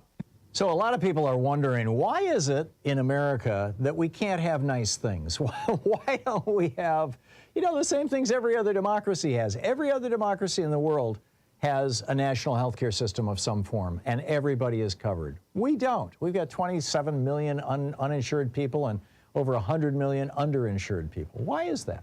Why is it that every other country in the world offers college education very inexpensively, if not for free, and for here you go to debt? Why is it that we've got our public schools crumbling and other countries are doing well? Why is it that we've got Medicare being taken apart by this Medicare Advantage scam and nobody will do anything about it? Well, it turns out the reason why it boils down to one thing, one Supreme Court decision, Citizens United, legalizing the bribery of our politicians. There's a whole rant about this over at HartmannReport.com. I think you're going to find it very, very useful. Check it out.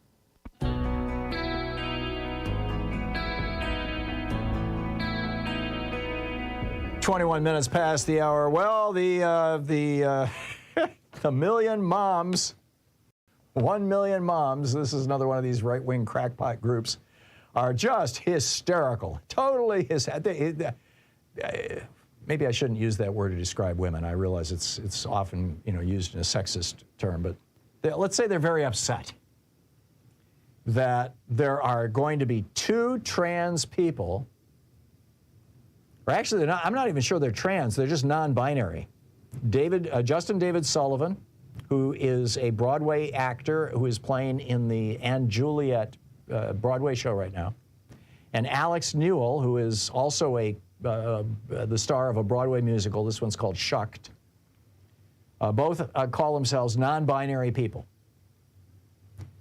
And this has and last year, an actual trans pop singer, Kim Petras, who is like, a major, nationally known pop singer who is trans, performed.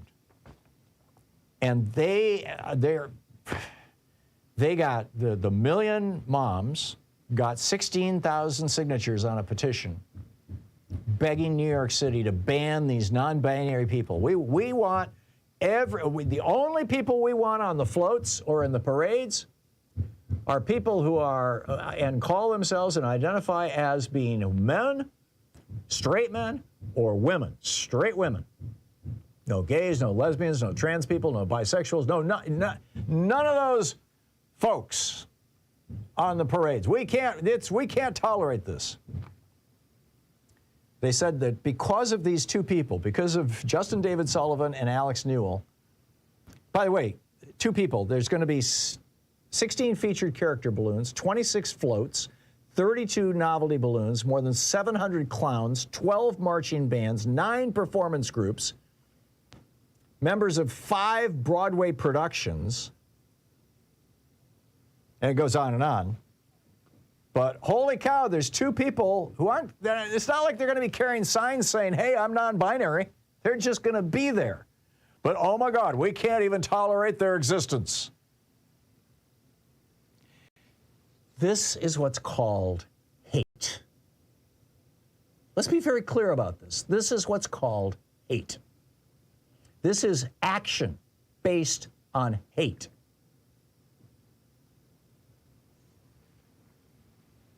I mean, they're not even complaining about their performances or what they're going to say or do. They're complaining about the fact that these people are there, that they are visible. This is the core of the rage, the hate that led 1 million moms to get this petition out there. It is ugly. It is alienating. As I said, it is hate. And this is the latest. I mean, this is the Republican culture warriors. Laura Clausen writing about it, by the way, over at Daily Kos. Anti-LGBTQ plus extremists have a new target, the Macy's Thanksgiving Day Parade. Oh my God. And can't you just see all over America, there's going to be these million moms. I doubt they have 1 million members, but they call themselves 1 million moms.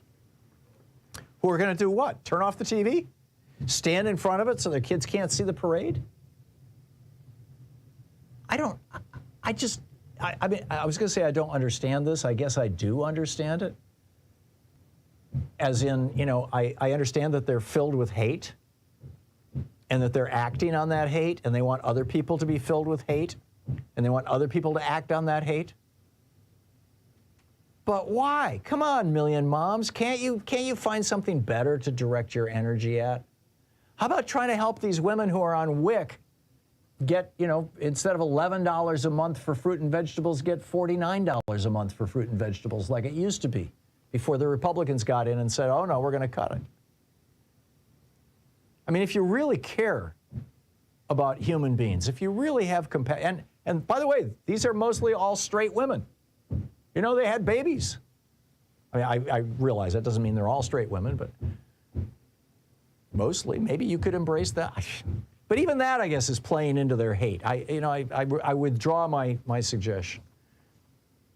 I just find this so sad that we've got one political party and a bunch of groups aligned with it who believe that the way to win elections, who believe that the way to make America great again is to encourage hate of our brothers and sisters, our fellow human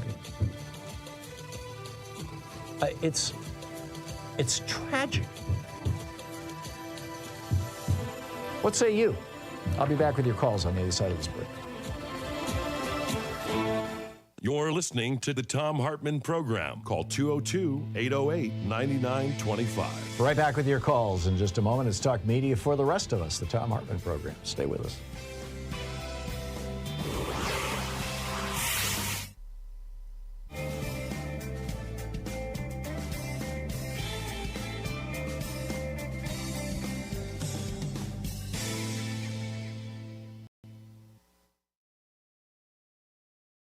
We're reading today from Truth in Our Times by David E. McCraw, Deputy General Counsel of the New York Times, the #2 lawyer for the New York Times. This is in Chapter 1, titled Election Day. It opens with a tweet from Donald Trump. The failing New York Times has been wrong about me from the very beginning. Sadly, I would lose the primaries.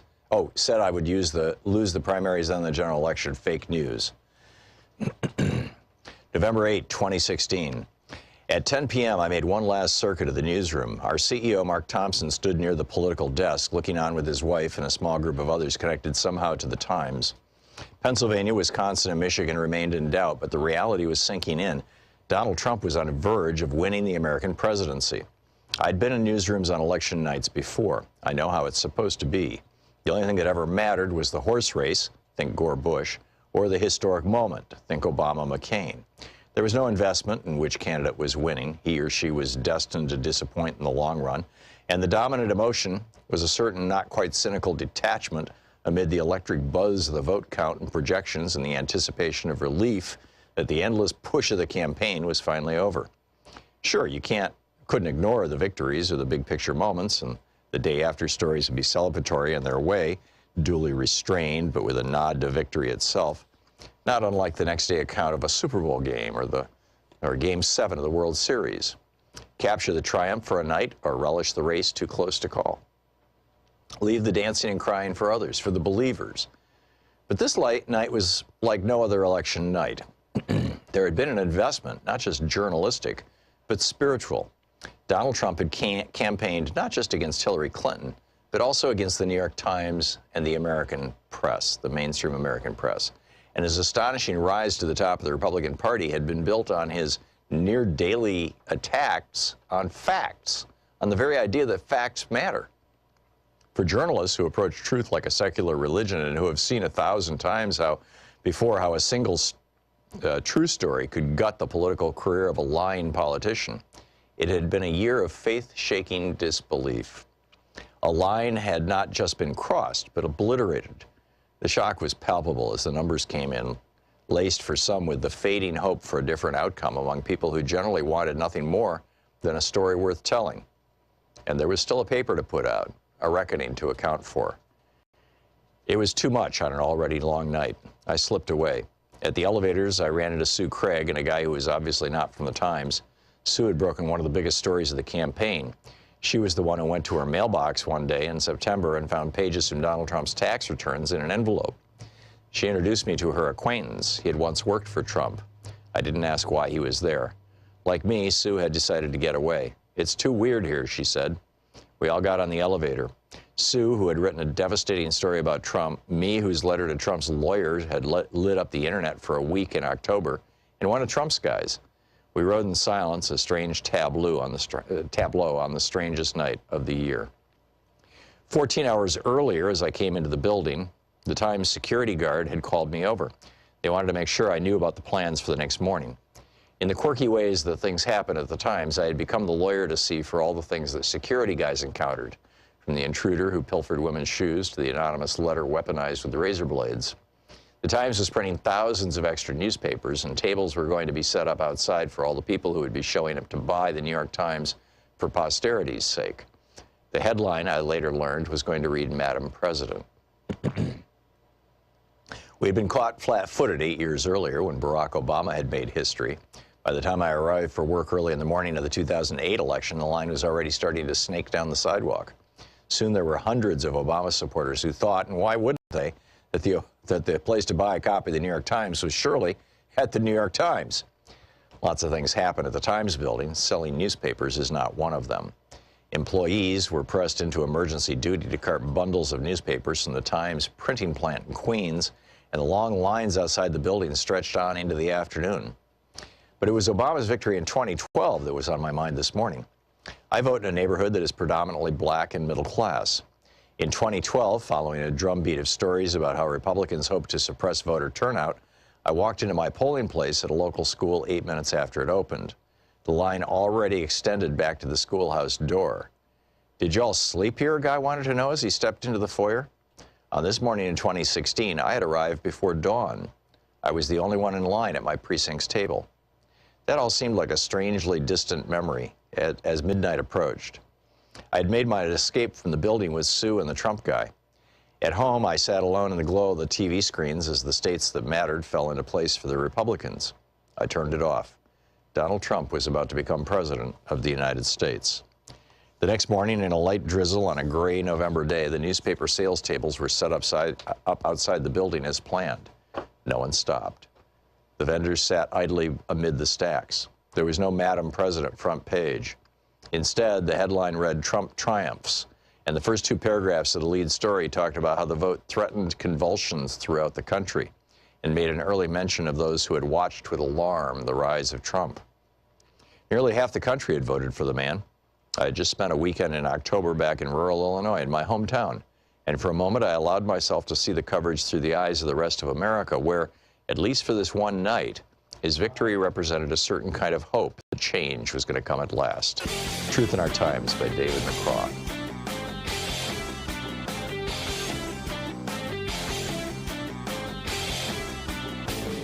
Hey, if you like the rants that I open the show with every day, they're typically published over at hartmannreport.com. Check it out. So MAGA Mike and the Republicans want a religious test for people running for public office. They want to know that you are sufficiently Christian to be worthy of being elected. Right. MAGA Mike is one of these 7 mountain evangelicals. There are 7 domains where these dominionists believe that we need to have religion completely take them over. Education, religion, family, business, government and military, arts and entertainment, and the media. Seriously. This is not what Jesus was preaching when he said, give unto Caesar what is Caesar and unto God what is God's. This is the opposite, in fact, of what Jesus was teaching. It's the opposite of Matthew 25, where Jesus said the only way to get to heaven is by feeding the hungry, healing the sick, helping the poor. This is counter-Christian, anti-Christian, in fact. In fact, I think you could say it is the Antichrist's work. There's a piece about it over at hartmannreport.com. Check it out. 35 minutes past the hour. Welcome back. And story I wanted to just share with you. One of the things that is all over the media right now is this kind of surprising or shocking or startling or whatever the word is, depositions, depositions, one from Sidney Powell and the other from Jenna Ellis, that were taken down in Georgia when they both pled guilty and said, okay, you know, we're guilty and we tried to help Trump overthrow the government and we'll tell the truth. And they made some pretty shocking, you know, confessions essentially about the crimes that Donald Trump and the people around him were committing. Well, it turns out that Fani Willis, the only people who had access to those depositions were the prosecution and the defense. That was it. And the government of Georgia, the state of Georgia, the Fani Willis's office, did not release these. In fact, they just issued a press release saying these confidential video recordings were not released by the state to any party other than the defendants charged in the indictment pursuant to the discovery processes required by law. So how did they get released? Well, obviously somebody on Trump's team released them. Now, why would they do this? Well, again, let me quote Fani Willis. Quote, "The release of these confidential video recordings is clearly intended to intimidate witnesses in this case, subjecting them to harassment and threats prior to trial, constitutes indirect communication about the facts of this case with co-defendants and witnesses, and obstructs the administration of justice in violation of the conditions of release imposed on each defendant." Wow. Fani Willis is asking for an emergency protective order to prevent this from happening again. I think that they should be launching a criminal investigation into who released these videotapes, because this is witness intimidation and witness tampering, frankly, which is a crime. It's a crime in the state of Georgia. It's a federal crime too, and and by the way, it's being effective. They've just nothing but Republican outrage. The Republicans are furious about this. So what say you? Let's pick up your calls here. Mark in South Bend, Indiana. Hey, Mark, what's on your mind today? How you doing? 2 quick things. When you started the show, you talked about civil service. Government civil service is based on on merits and ability to perform the task, not on patronage. And you mentioned about Grover Cleveland. Some of that was changed. But in 1881, of course, a former civil servant assassinated President Garfield, and the gentleman actually had an interview about a month before the assassin walked behind him in the Washington train station, assassinating him because he didn't get hired, and he thought he was in on the spoils because he helped Garfield and Arthur become elected, and that was and so once he was passed over, he said that's the reason why he assassinated. It was actually a little nuttier than that, Mark. The guy had written a speech for Garfield, and he made an appointment to see him in the White House and visited him. He actually went into the White House and met with Garfield and gave him the speech, a handwritten speech. And Garfield thanked him very much, but he never used it. And that's what he was pissed off about, was that Garfield never used his speech. And then he said, and didn't hire him. He wanted to be hired as a speechwriter and didn't hire him. And so he assassinated Garfield. So that, you're absolutely right. That was part of why they did away with the spoils system and replaced it with civil service. It's a great story. The other question I got is next Wednesday marks the 60th anniversary of the assassination of President Kennedy. I was wondering if you were going to have any guests come on the show that day. Sean has been talking to Lamar about it. Have you guys figured out a date? Probably on Thursday. We're going to do an hour with Lamar on that.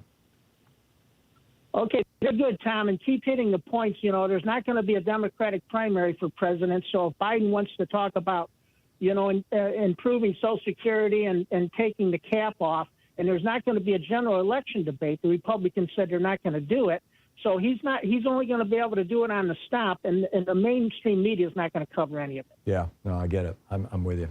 And I don't know, maybe we can do 2 hours with Lamar. We did that once before, didn't we? We did 3 hours with him once. Yeah, that's right. Mark, thanks for the call. Thank you very much. John in Kansas City, Missouri. Hey, John, what's on your mind today? What's on my mind is the Heritage Foundation and Project 2025. Go for it. I call myself a political, junkie a bit, but I've been following the Heritage Foundation and their rise since the time of Ronald Reagan. I have my suspicions about them because what they were talking about back then is way different than the way they're talking today. Yeah. But during the presidency of Obama, that's when my eyes kind of opened to the Heritage Foundation, pretty much of what they're all about, especially when, I forgot what the senator's name is, the doctor, where they were holding these prayer vigils in the basement of the Senate against Obama, put up by the Heritage Foundation. Now, with this Project 2025, where they're trying to roll back to the early 19th century, if they had their way, it's, to me, it's like I call them the White Heritage Foundation right now. Yeah. When you have Charlie Kirk, Stephen Miller, the usual suspects pushing this by the Heritage Foundation, there's no other way for me to call the Heritage Foundation but a white nationalist organization. And I think they should be called out as such. Now, I've watched your colleague and my BFF, Dean Obeidallah, I think it was a Sunday ago, weekend ago, where he had a debate with the Heritage Foundation guy, Hans Spakowski. Mm-hmm. And he brought up 2025. And I wish you could bring up the video of watching him that he had that grin like the Grinch, trying to explain his way out of it. Yeah. Pretty, Yeah. Hans von Spakovsky is, however you say it, is like one of the real leaders behind the voter suppression movement nationwide. Exactly. So when I look at the Heritage Foundation, they're about voter suppression, they're about white supremacy, and they put the document right there in front of your face to see it. Yeah. So we should be calling them. I believe in so much what Angela Maya said. When someone shows you to your heart who they are, believe them.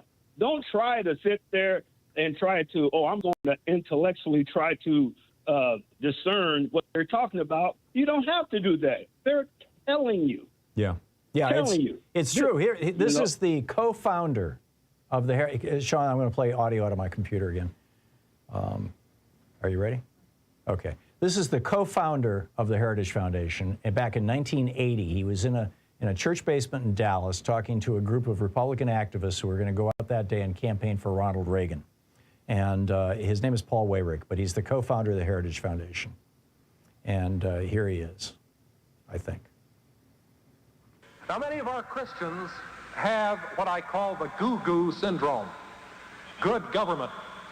They want everybody to vote. I don't want everybody to vote.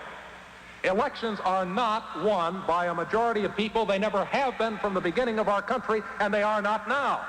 As a matter of fact, our leverage in the elections, quite candidly, goes up as the voting populace goes down. And they've been working on that ever since 1980. Exactly. And to me, the most frightening thing is this woke thing, a social experiment. I'm going to go back in history. I'm here in the state of Missouri, one of my favorite presidents, Harry S. Truman. And one of the main things that I applaud him for, and still to this day, was desegregating the Army, right, the armed forces, okay? So that was a form of woke policy back then. We don't want that social experiment that's going to do the same stuff they're saying today. Yeah. They said then. Yep. Okay? Tommy Tuberville complaining stuff. about the woke military, and you know what he's talking about. Exactly, because honestly, for me, it's like he can't stand seeing a black man as the head of the armed forces. There you go. Yep. Yeah, that too. Absolutely. John, thank you. Thank you very much. And, Thank you. Yeah, good talking to you, and thanks for giving me an excuse to play that old Paul Weyrich clip. It's been probably 2 years since I've played it, and it should be played more frequently. As I said, the co-founder of the Heritage Foundation. We'll be right back. It's 44 minutes past the hour.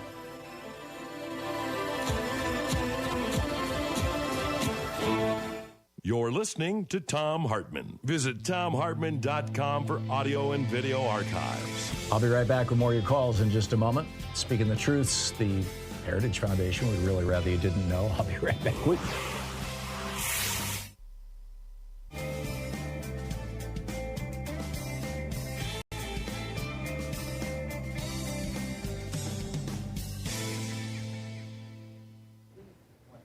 And welcome back. Tom in Mossy Head, Florida. Hey, Tom, thanks for watching Free Speech TV. What's on your mind today? Well, Tom, I got a quick one. I don't know if you, let me change this. I found a good way to lose weight. I actually watched and listened to the entire hour plus of Trump's perfect phone call. And it just amazed me how he would just lie and they'd catch him at it. You mean with Zelensky? What's that? His phone call with Zelensky? No. When they use that sound bite, all they have to do is find 11,000 whatever. Oh, votes. his call to Raffensperger, Brad Raffensperger, Right. the Secretary of State of Georgia. Yeah, I got it. Yes, sir. Yeah, and there were attorneys on the call too, on both sides. But every time Trump would just blatantly lie, they would actually catch him in it, and he would just spin it around, and it made me realize what a petty little spoiled rich kid he is. You know, it's his way or the highway. That's right. And I don't know if you had a chance to watch the entire phone call because, like I said, all you got was a sound bite. Yeah, no, all I've heard is the excerpts, the clips. Yeah, it's. I'd recommend. I forget how I found it. It was on the internet. Yeah. But it was the entire phone call, and it really, like I said, made you realize that this guy's just a spoiled little kid. Yeah. And when I said lose weight, it made me sick to my stomach about halfway through. Killed your appetite for a day or two. Yeah. I wasn't hungry after that. Here's a new app, a new diet app. You know, you open the app and it shows you, it just plays Trump speeches for you or something like that. Yeah, perfect. If you find a way to monetize that, you'd be rich. Yeah, there you go. All righty. Well, that's a good one, Tom. I thought I'd do it. Yeah, check it out. It's I will do that. Okay, Tom, thank you very much. Good to hear from you. Patsy in Shelbyville, Texas. Hey, Patsy, thanks for watching us on YouTube. What's up? Hi. Excuse me. Yeah, like I was saying, I wanted to make a comment on Trump's mental instability. Mm-hmm. I'm wondering if he is just putting on an act. I heard someone say that the other day, and it could very well be just part of what he is doing. You mean like day before yesterday, so where he said that he was that Obama was the president and he was going to beat Obama? Yes, yes. I think he may be just messing with people on that because he's so ridiculous. And my second point is Mike Johnson, a new speaker, talking about, decreasing the WIC benefits for women with children, which that program has been in effect for years and years, way before COVID. Yeah. And for him to say that $11 is enough to buy fruit for these children, you cannot buy 2 apples hardly for $11. Yep. And they won't miss one meal, one item off of their plate, steaks, fruits, and whatever. And also on the on Mike as well, when he's talking about the Christian standard that you must meet in order to serve. I can't remember the book it's in the book of Revelation, but it sounds like the 4 hidden dynasties to me. Oh, interesting. In the book of Revelation, Yeah. yes. I think you're right, Patsy. I think you're right. I just wanted to say that. Sometimes I think we are living in biblical times. Patsy, thank you very much. I appreciate it. And spot on all 3 of your points. Spot on. Back.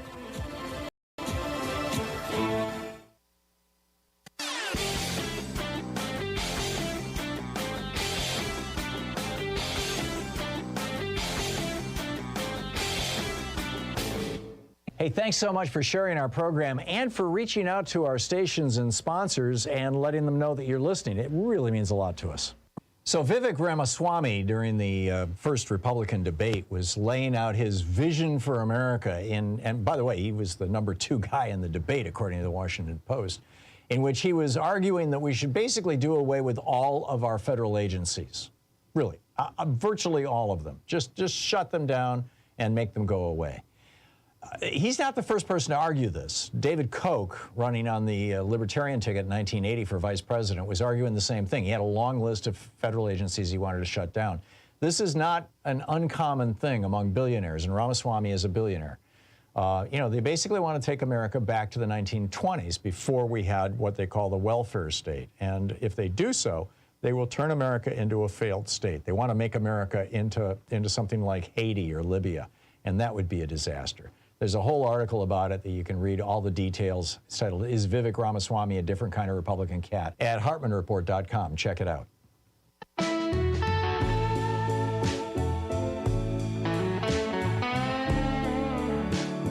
10 minutes before the hour. Welcome back. Deborah in Chicago. Hey, Deborah, what's on your mind today? Thank you, Tom, for accepting my call. Thank you for enlightening us. In fact, the caller about the President Kennedy's assassination, you must please, with your co-author, Mr. Limbaugh, please, my fellow Chicagoan, Mr. Honorable, Mr. Bolden, Abraham Bolden, if his voice hasn't been silenced, so that it would give his perspective and how he tried to bring it. My heart bleeds to think about the injustice and how people talk about, oh, we could get this done, we could get that done, but none really sought to get this man the justice. That's not originally why I called, but since the gentleman brought that up, please at least do a memoir or do something about that. You know, Lamar and I worked on that, on getting Abraham Bolden pardoned and recognized for years and years. He was on this program. Thank you. It's that should have been a major priority for all. Well, we finally got him pardoned. Ministers. No, I realize that. I've called and thanked you. Almost every call I call, I thank you for it, because for him to have gone all of that time. But Deborah, if I can, just for people who have no idea what we're talking about, Abraham Bolden was a black secret. He was one of the first black Secret Service officers.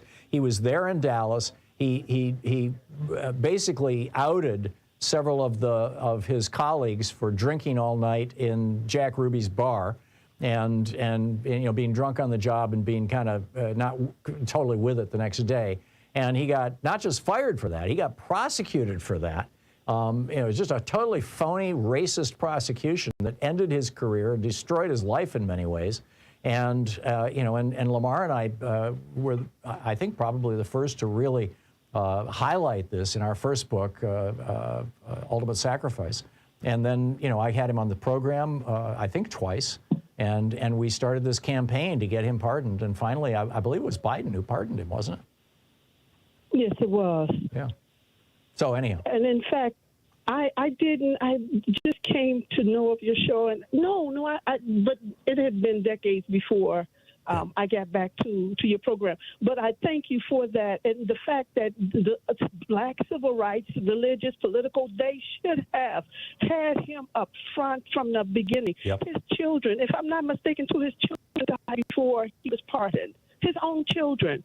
But Tom, what I wanted to say also was, as far as you stated yesterday about the Democrats and crime, it's going on 2 years now, Tom, that I have been calling the President's Line, volunteer line, and it's down still, but about the violence here, and that was important for the Democratic Party, and I had began to become cynicism that I was saying Trump wants to 45. Talks about cleaning up the crime in Chicago. I began to say that, so that's critically important. And the quality of life, Inglewood, 7th Congressional, where the guns coming in, and I've been begging for that to take place for in federal investigation. The quality of life, 60 years, 60 to 62 years of age. This is not a democracy here. In Chicago? Yeah, Chicago. And my original thing was the guy that called about the housing, the incarcerated, the former incarcerated, not having housing. That's evil that the housing was torn down, not to be replaced, and children would be replaced. And there's a world-class tennis facility on the complex. Please Google that and look at that. I didn't know about that. Deborah, you know, thank you. Thank you for the call, and thanks for sharing all that with us. And, you know, yeah, Chicago's got a lot of work to do. No leadership here. Okay, thank you, Deborah. Thank you. I'm sorry. Gretchen in Evergreen Park, Illinois. Hey, Gretchen, what's on your mind? Hi, Tom. I just wanted to call and let you know really quick to the gentleman earlier who had talked about getting things taken off their records. Mm-hmm. My husband is a lawyer for an organization called Teamwork Inglewood. It's at 815 West 63rd Street in Chicago. Mm-hmm. And his job is actually to help people get things sealed or expunged from their records. And it's a non-for-profit. So just, you know, to let them know out there is help for that. Good. In Chicago. Yep. That's all. That's it. Okay, step by step. Thank you very much. Appreciate the call. Jerry in St. Elmo, Illinois. Hey, Jerry. You got it, about a minute here. You got a quick one? Yeah. I enjoy your show on Sirius Radio 127, and it seems that stating the facts and common sense and justice and peace and humanity are against the rules. But anyway, according to the GDP data and Global Peace Index, USA is 131 on the list of peaceful social and economic countries, showing 163 countries. What can we do about that index, Jerry? And it seems from the other side. Who publishes the index, Jerry? GDP data and the Global Peace Index. Who publishes that? I don't know. I don't know. I found it on the internet. Yeah, that's the problem. I can't speak to it because I'm not familiar with it. You know, sometimes you find, you know, these indexes and these rankings and these numbering systems and whatnot that are just, you know, partisan efforts, and sometimes they're really solid. And you know, you know, America is, you know, the world's largest military. So it would make sense that we wouldn't be ranking high in the Global Peace Index, particularly after we had a president lie us into 2 illegal and unnecessary wars. But Jerry, I'm sorry, I just can't. I don't know anything about the organization or the index that you're talking about. We'll be back on the other side of this break with my buddy Dean Obeidallah. We'll talk about Trump's decline, his mental decline. Stay tuned. You're listening to Thom Hartmann. In addition to bringing you the Thom Hartmann Program here on Free Speech TV and Video Media Online, we've We also have a whole set of ways you can interact with us and tools you can use to spread the word about the importance of democracy and the threats to it in our republic. First, there's your daily homework. Sue Nethercutt puts together a daily email newsletter that has a link to every story I discuss on the air, so you can find my sources and you can share them with your friends. It's free and you can sign up at thomhartmann.com. Second, I publish my daily take every day over at the hartmannreport.com website. That's also free if you want the daily 5 days a week rant in your inbox. No ads either. Third, we have the podcasts. There's the free 1-hour version of our daily show that's advertising supported. You can find that wherever you get your podcasts normally. And then there's also the podcast of the entire 3-hour show with no advertisements, and that's available by subscription over at thomhartmann.com. So check them all out at thomhartmann.com and hartmannreport.com.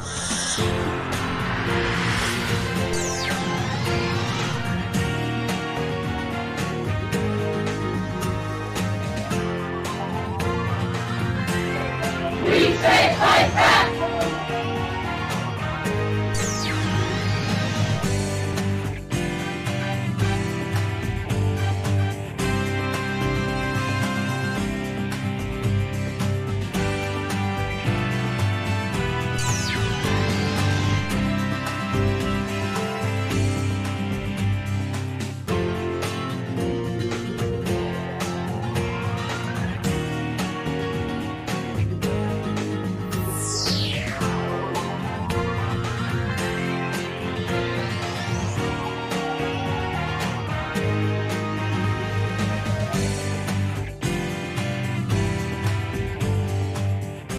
It's the Thom Hartmann University Book Club. Today we're reading from The Meat Racket, The Secret Takeover of America's Food Business by Christopher Leonard. This is from the prologue. It's titled The Hidden King. Nobody ever visits the stranded little community of Waldron, Arkansas. But even if they did, a tourist would never see the place for what it really is. Most outsiders would be fooled into thinking it was an actual small town. On any given morning, the residents awaken and begin their routine along Main Street. Old men park their pickup trucks by the curb in front of the Rock Cafe, which opens early for breakfast. As the cafe's booths and tables fill up, a congregation of old-timers in cowboy hats gathers in a loose ring of aluminum chairs out front, smoking and talking and stubbing out their cigarette butts in a bucket full of sand. Later in the morning, Chambers Bank in the south end of town opens up, and the tellers cheerfully greet customers by name. On Thursday at noon, the livestock auction opens in a cavernous barn on the north side of town, drawing crowds of ranchers who haul steel trailers behind their trucks, with cows staring out between the horizontal slats. In the late afternoon, teenagers park their cars by the gazebo south of the auction barn, proudly displaying their Mustangs and Broncos like big game trophies.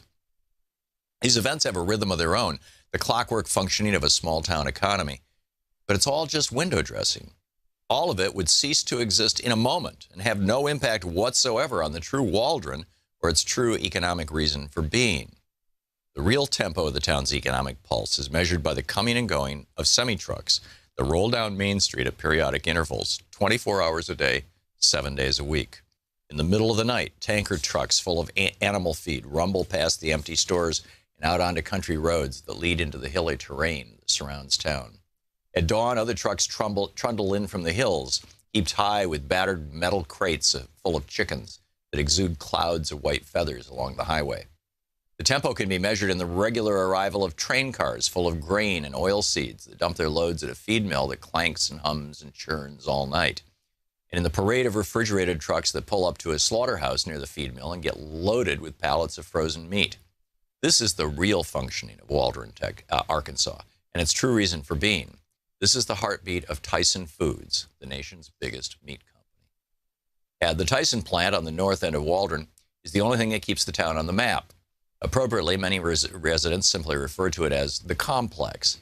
That's because the Tyson plant isn't just a factory, it's more like an entire small-town economy consolidated into one property.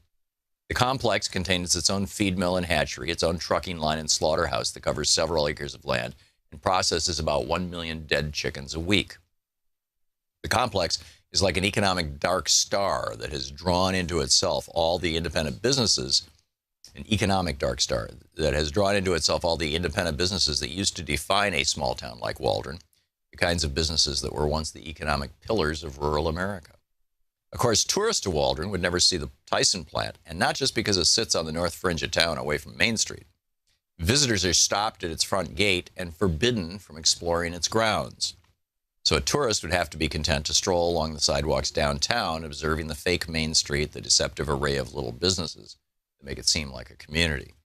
This illusory appearance cloaks Tyson's existence all the way from its roots in rural America to the grocery store shelves and restaurant menus where its products finally reach American consumers. The average shopper is usually fooled when he or she peruses the meat aisle, seeing what appears to be an abundance of choices and products. Tyson brand name wouldn't necessarily stand out with its logo gracing just a handful of products. But the rotisserie chicken slowly turning in its oven, the Macy brand pepperoni, the Lady Astor brand chicken cordon bleu, the frozen chicken pot pie, and the Wright brand bacon all come from the same company, Tyson. And then there is all the unlabeled meat that Tyson floods into the U.S. food system every day. The meat served in cafeterias, nursing homes, fast food restaurants, and suburban eateries where more and more Americans eat their meals. There's a very good chance any of the meat purchased in these places was made by Tyson. Even if Tyson did not produce a given piece of meat, the consumer is really only picking between different versions of the same commodified beef, chicken, and pork that is produced throughout a system. Tyson's few competitors have resorted to imitating the company's business model just to survive.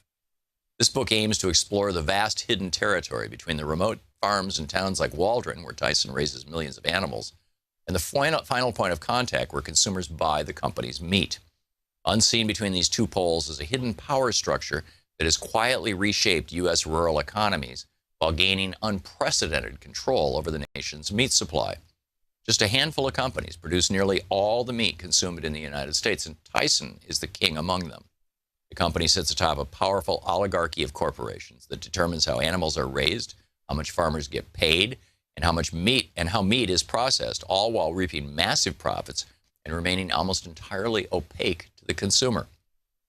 Because Tyson and its imitators are based in the geographic and economic fringes of America in forgotten places like Waldron, the company has managed to escape the scrutiny it deserves. While Tyson's operations are remote, the company's business practices affect virtually everyone. About 95% of Americans eat chicken, which means they almost certainly eat chicken produced by Tyson. And then it goes on from there. The book is The Meat Racket, The Secret Takeover of America's Food Industry by Christopher Leonard.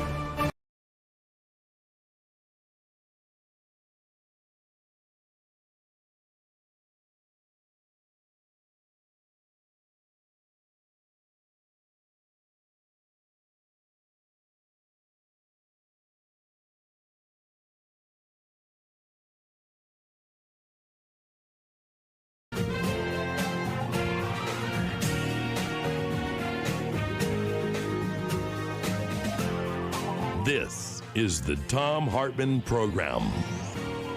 Well, he writes one of the most fascinating Substack newsletters you can find. It's the Dean's Report over at Substack.com. Just plug in Dean's Report and it'll pop right up and you can subscribe to it. It's free and it's just great. And he is a nationally known comedian and speaker and commentator. Oh, and by the way, he also does a show right here on Sirius XM channel 127.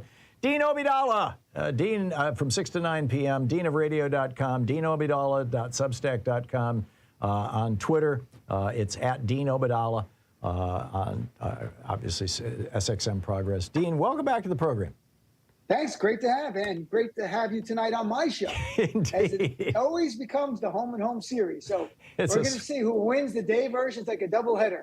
Day game and the night game coming up. It's a swap. Before we get into what you've been writing about lately, which is what I wanted to talk to you about, Tony Shalhoub is one of my absolute favorite actors. I've seen him in a number of things, but obviously Monk was the thing that made him a national star, I believe. I mean, maybe I'm missing something.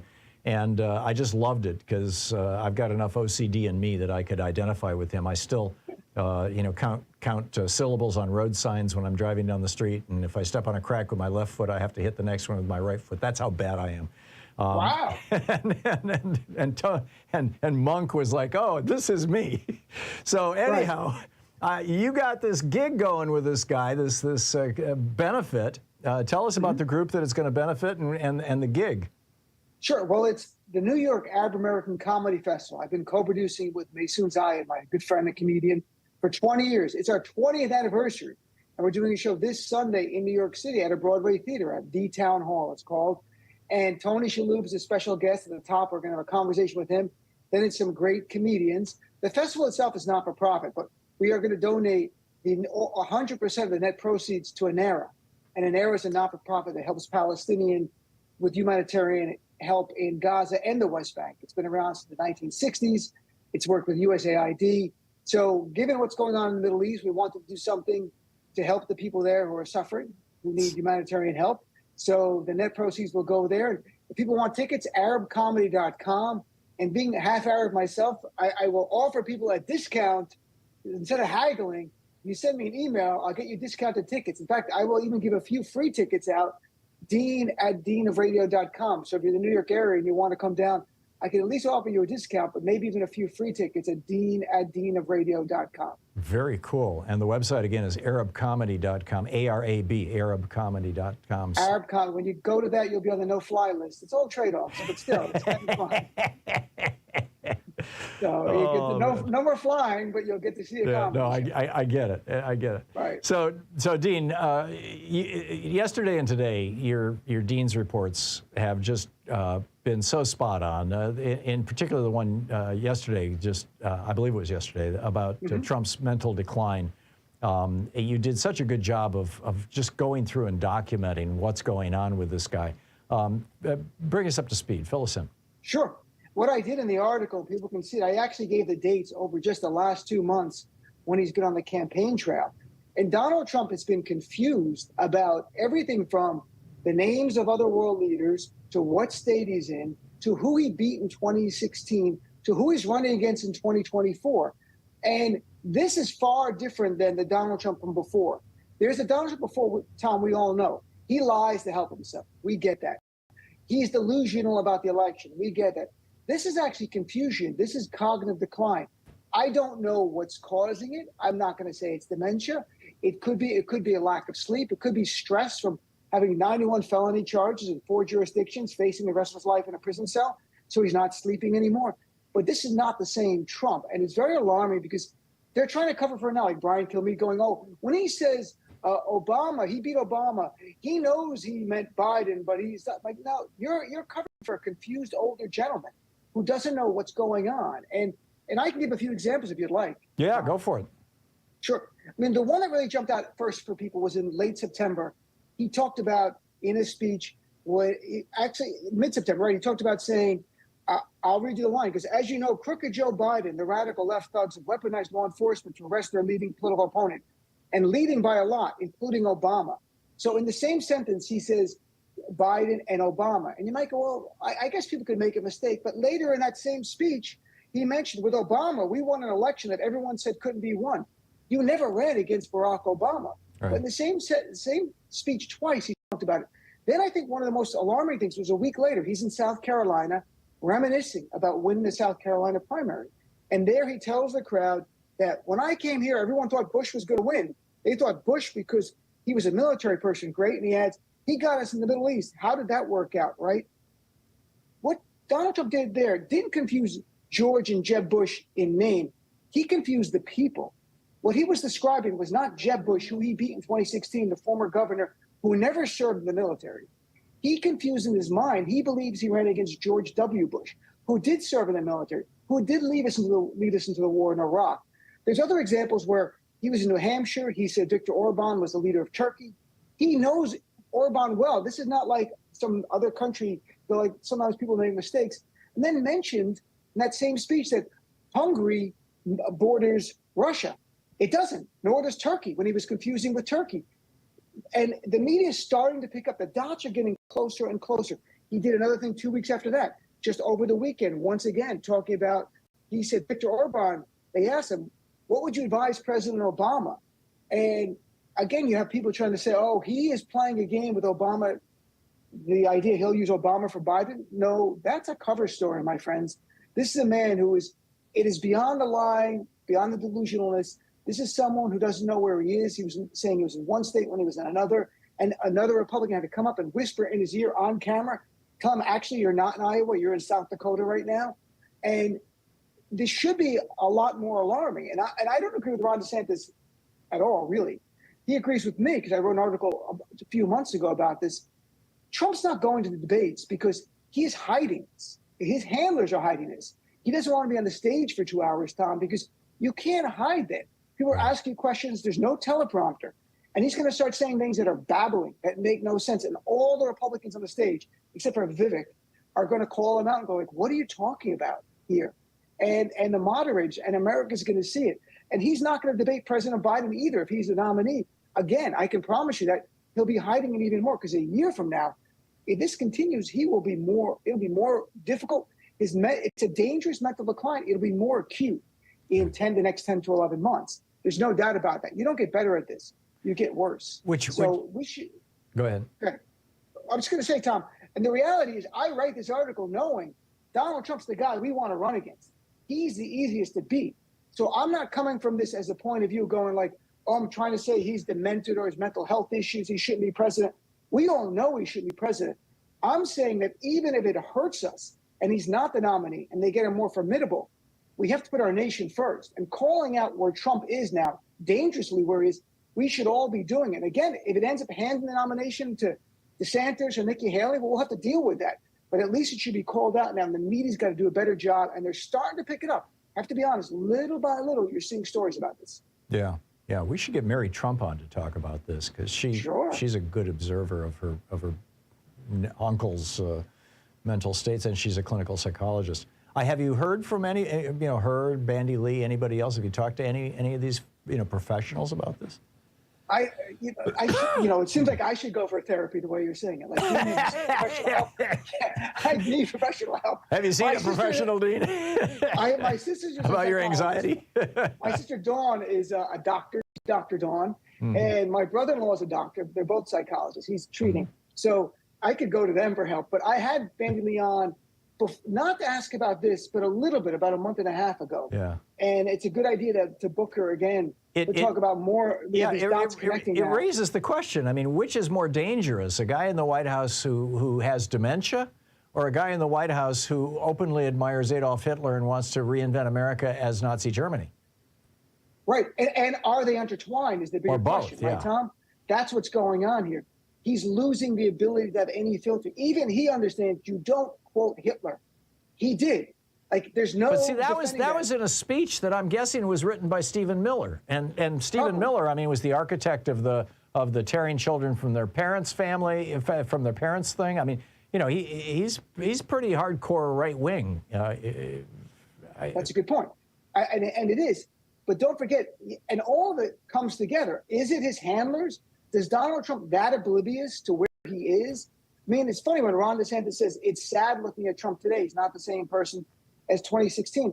He's not the same person as 2020. And that was an awful person in 2020 for different reasons here. Yeah. So is Donald Trump reading Hitler's language on the teleprompter and not knowing, calling your political opponents vermin who are the greatest threat to this country, that you've crossed a line? Maybe not. Maybe it's consistent with Trump. This is a bitter, angry person who in a second, if he loses the election before the more trials happen afterwards, he will flee to another country in all likelihood because he hates America. He'll hate America more than ever at that point. And I mean, literally hate America, not like the way they call us, like we hate America. Like, he will have turned on this nation and flee.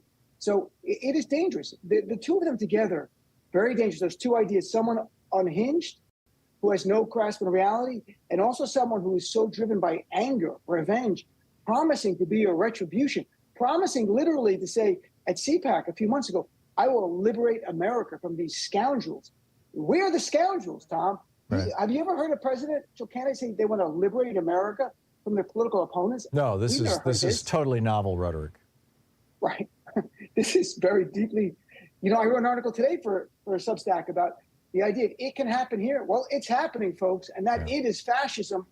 And if you wonder what it was like to live in 1930s, early Germany, well, we're all getting a taste of it thanks to this guy, this Donald Trump and MAGA. Yeah, yeah. Whew. So what country do you think he's going to flee to if he gets convicted? My bet is Saudi Arabia. It's Saudi or Russia. I think those are the two. That's the best money. I think Hungary's a chance. But I don't think he'll be in Europe. I think he'll want to go to Saudi or Russia. I don't think he'll go to Russia because he's afraid that Putin will die on him. Or he'll eat a meal that Putin had prepared. A special meal. He'll fall out a window. Right, you just never know. Sort of like his he'll wife let him build did, Trump I guess. Tower. Yeah. Right, so who knows how that works out. But this is a dangerous man, and I'm glad the Fox News complaining today. Mainstream media called Trump Hitler 13 times. People didn't call him Hitler. They said he is quoting from Hitler. He is not Hitler. Hitler's a unique evil. Trump might be capable of that, but he's not there yet. He is quoting Hitler and Mussolini. And we have to call out in no time for timidity, my friends. The stakes are too high. Amen. The great Dean Obeidallah. You can listen to him right here on Sirius XM channel 127. Thanks, Dean. Thanks, Tom. Nice to talk to you tonight. Yep, and check out his hang on just a second. Thom Hartmann Program. And check out Dean's Substack newsletter. Just go over to Substack and plug in Dean's Report, and it'll pop right up. It's really worth subscribing to, and it's free. We'll be right back.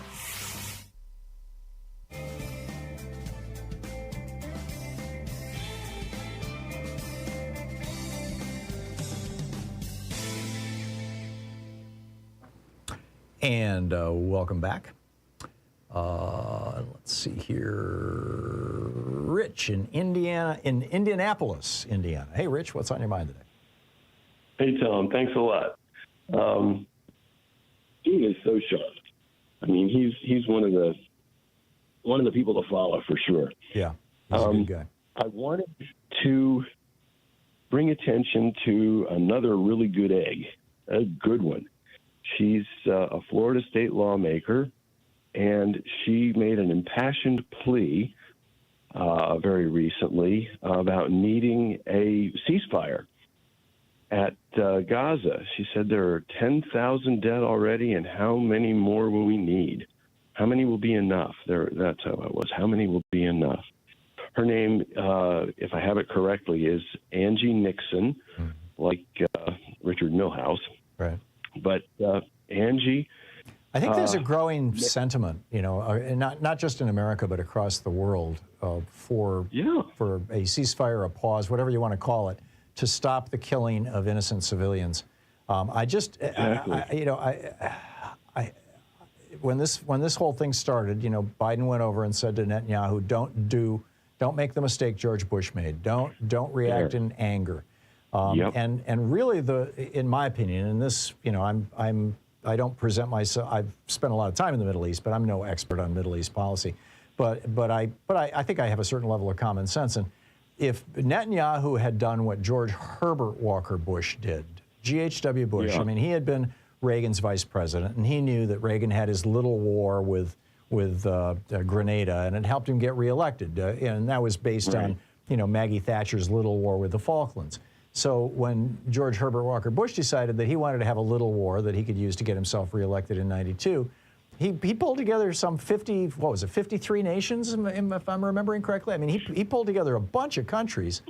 And the coalition. Yeah, his coalition to go after Saddam. It was based on BS, and it was pure politics and all this kind of stuff. But he pulled together a coalition of countries, and that softens the blow, as it were, in terms of international criticism. And Netanyahu could have done that. He could have gotten, countries in the region, for that matter. I mean, he was on the verge of a peace agreement with Saudi Arabia, and the whole reason Iran wanted to do this, was pushing Hamas to do this, was to blow up that deal. Netanyahu could have reached out to Saudi Arabia. He could have said, let's put together an Arab-Israeli coalition. He could have reached out to Europe and the United States. He could have reached out to the United Nations and said, we're going to pause. We're going to take some time here. We're going to figure this out. It's going to be a week or two or maybe a month, and then we're going to go in, not by bombing the crap out of Gaza, but we're going to go in with a multinational force of 100,000 soldiers, and we're going to secure this area, and we're going to find these Hamas guys, and we're going to put them in prison, and that's going to be the end of that. And then we will start the process toward a two-state solution. But Netanyahu wanted to do the same, in my opinion. He wanted to do the same thing that George W. Bush wanted to do, which is be a wartime president. And because he was in political trouble just like George W. Bush was, only with George W. Bush, it was over the fact that he didn't actually win the election in 2000.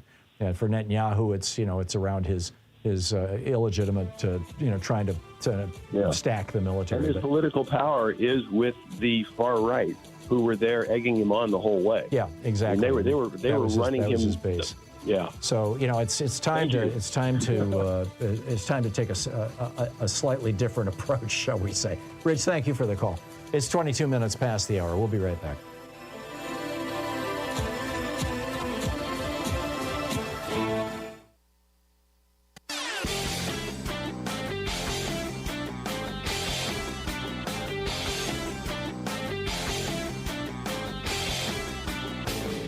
Change starts with you. You can be calling your Democratic or Republican representatives to let them know what you think by calling 202-224-3121. It's the Capitol switchboard. It'll get you right through to them.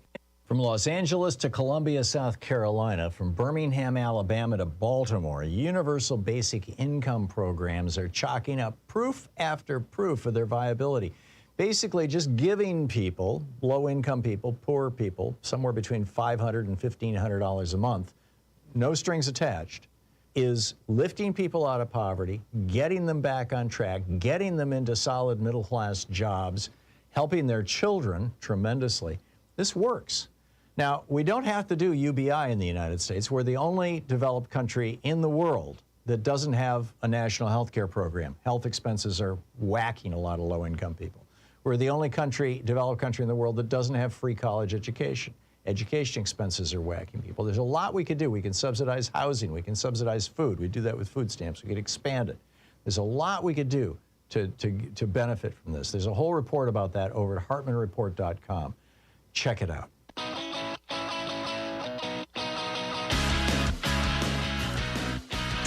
Minutes past the hour.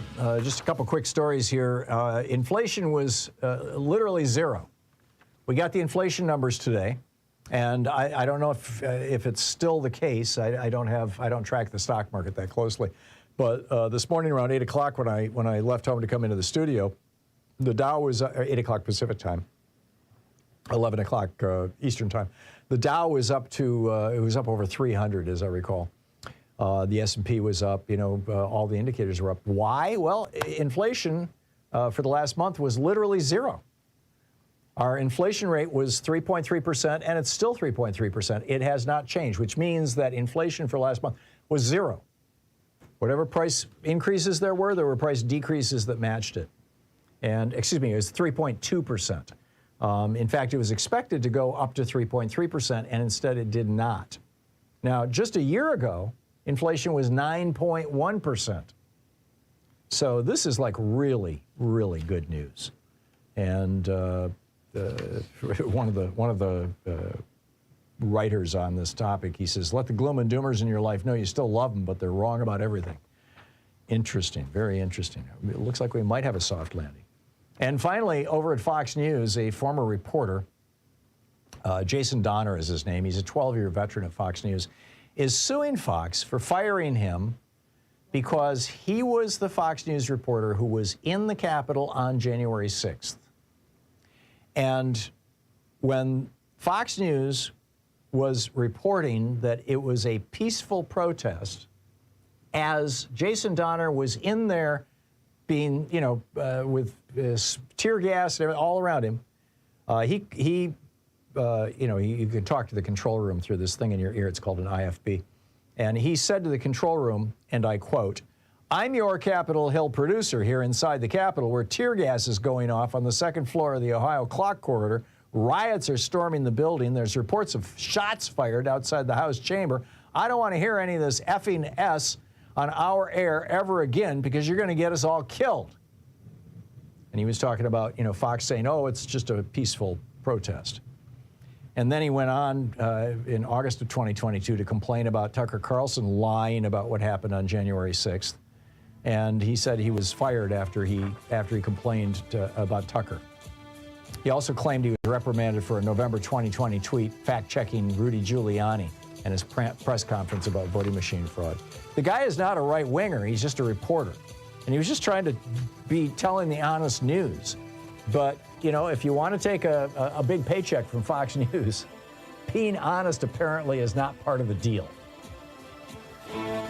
You're listening to the Thom Hartmann Program. Call 202-808-9925. Speaking the truth, Rupert Murdoch would really rather you didn't know. I'll be right back with your calls.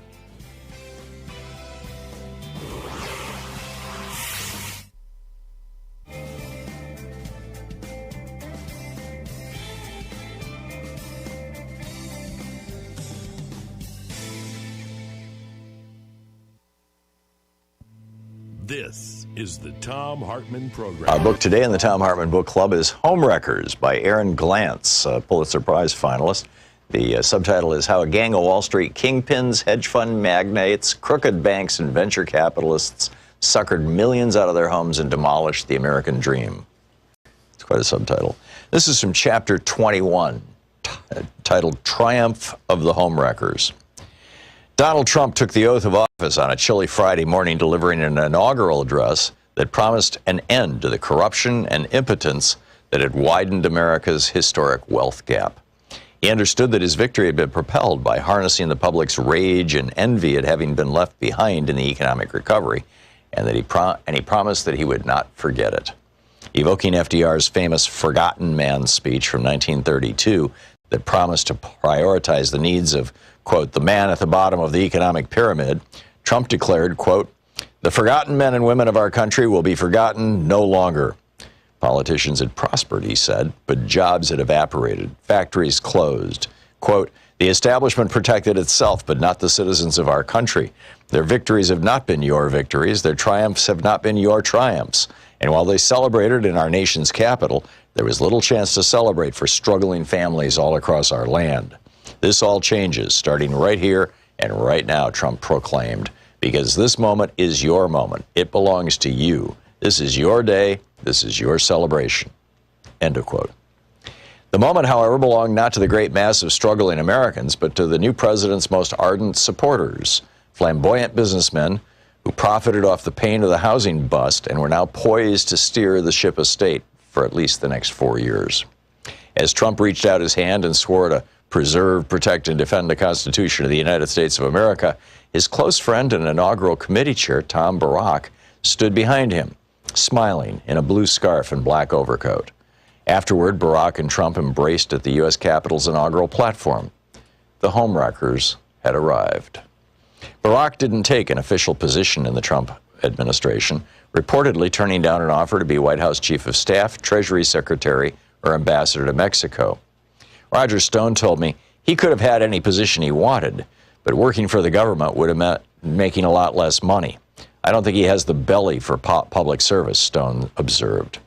Other homewreckers had no such qualms. If they changed the rules of the game now, they could make more money later.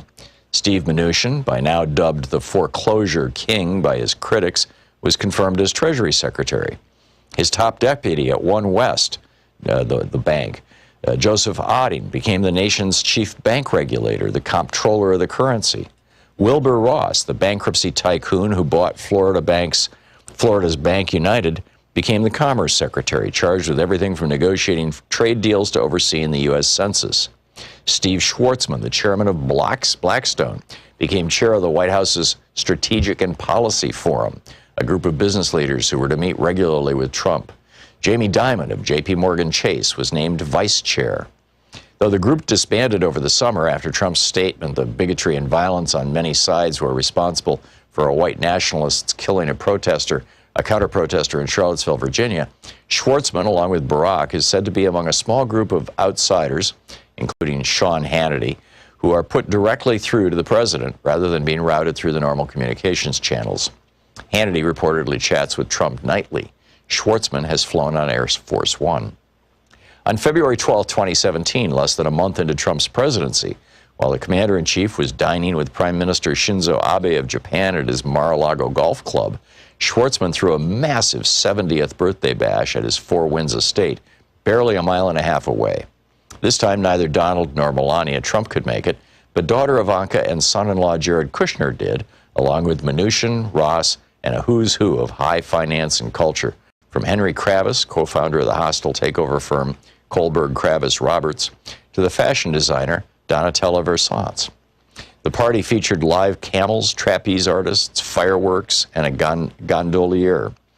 Schwarzman's tennis courts were covered with Asian-themed staging. The man who'd hired Patti LaBelle to sing Happy Birthday for his 60th was serenaded by Gwen Stefani on his 70th. After Happy Birthday, the peroxide pop star took a, quote, a quick twirl with the birthday boy around a dance floor constructed inside a two-story tent where acrobats shimmied and jumped, the New York Times reported. Unlike a decade before, when Schwartzman's glorious pre-bust bash sparked condemnation from sources as conservative as the Wall Street Journal, this time the festivities sparked very little blowback. In her story, Bloomberg reporter Amanda Gordon reveled in the comparison with Schwartzman's 60th. There were some differences, though. She wrote, "Remember that beautiful fur coat on Melania Trump? It was New York in February on a weeknight. This time, no bundling required, with many folks golfing and swimming all day before a balmy night and fireworks alongside a full moon." Howard Marks, the co-chairman of Oak Tree Capital, a vulture firm that had bought and flipped 3,000 foreclosures, told Gordon, quote, "The world is an uncertain place. A lot of people are unhappy with a lot of other people. There are a lot of things that people are upset about. So it's nice to have an evening where everybody's happy, harmonious, and upbeat." End quote. There was a lot of celebrating to be had. In June, the gang got together for the marriage of Steve Mnuchin and his third wife, actress Louise Linton, almost 2 decades younger than him. And then it continues from there. The book is Homewreckers by Aaron Glantz.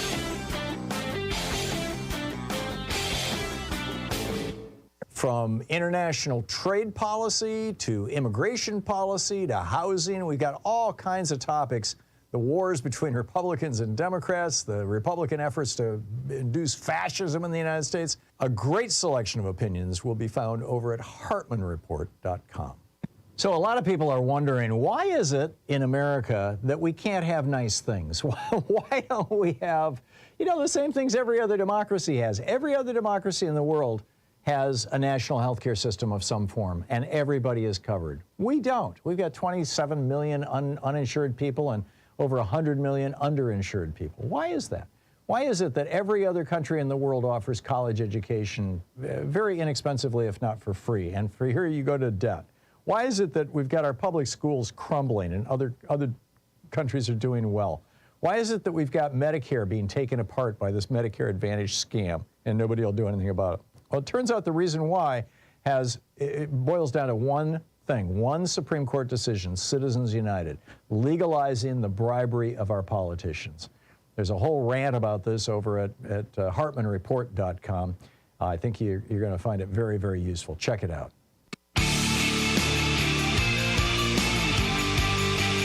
35 minutes past the hour. Sean Hannity instructing Republicans to shut down the government. Really? This was on his show on November 13th. What was it? Yesterday. He said, what does a clean CR mean? By the way, it was just announced that Mike Johnson, the Speaker of the House, is going to put forward a clean, actually 2, one that expires in early January, or one's like January 19th and the other's like February something or late January, but they expire a few weeks apart. But the whole point is, he's trying to punt into next year so that he doesn't have these battles, so they don't have these political battles over the holidays and things. And Sean Hannity is apparently not happy about this because a clean CR means that the government, well, here's what he said, and I quote, "What does a clean CR mean? You keep spending at current levels. Well, if you keep spending at current levels, that means the $2 trillion that Joe Biden put on the national debt in the last fiscal year alone would continue. And that's obviously unsustainable, and Moody's is confirming that." Well, let's unpack that a little bit. Number one, Joe Biden didn't put $2 trillion on the national debt, at least all by himself or adding things that were his idea. And number two, what Moody's said is because the Republicans are considering shutting down the government, they put the U.S. on their watch list. They didn't downgrade us. What they did was they changed our status from stable to, I forget the word, something like unstable, potential problem, and in which case they would downgrade us. And the reason why? Because the Republicans were talking like Sean Hannity. Holy cow, holy moly. Brian Stelter, Fox is still the beating heart of the GOP. He says, this was on CNN, he said, the big lie didn't come out of nowhere. It was made to happen. It was made to exist. And then this was something that I thought was amazing. Everybody says that the big lie, that Trump didn't lose the election, started, and that it was Dominion voting machines that stole the election for Biden. Everybody says that was Trump's idea, right? Well, Brian Stelter points out, no, it started with Fox News and Maria Bartiromo. He says, quote, remember that Saturday morning, when the projections were made? Well, 24 hours later on Sunday morning, now he's talking about the weekend right after the election, the last election. 24 hours later on Sunday morning, it was Fox's Maria Bartiromo and Trump friend Sidney Powell who seeded the story about Dominion that basically said to Trump's audience, there's a villain in this story. It's a company called Dominion. They somehow tricked you. They stole the election and Trump is the victim. And that story, they started to tell that story on a Sunday, and by the following Thursday, Trump started repeating it as well. So it wasn't Trump. It was Fox who started. That's pretty amazing.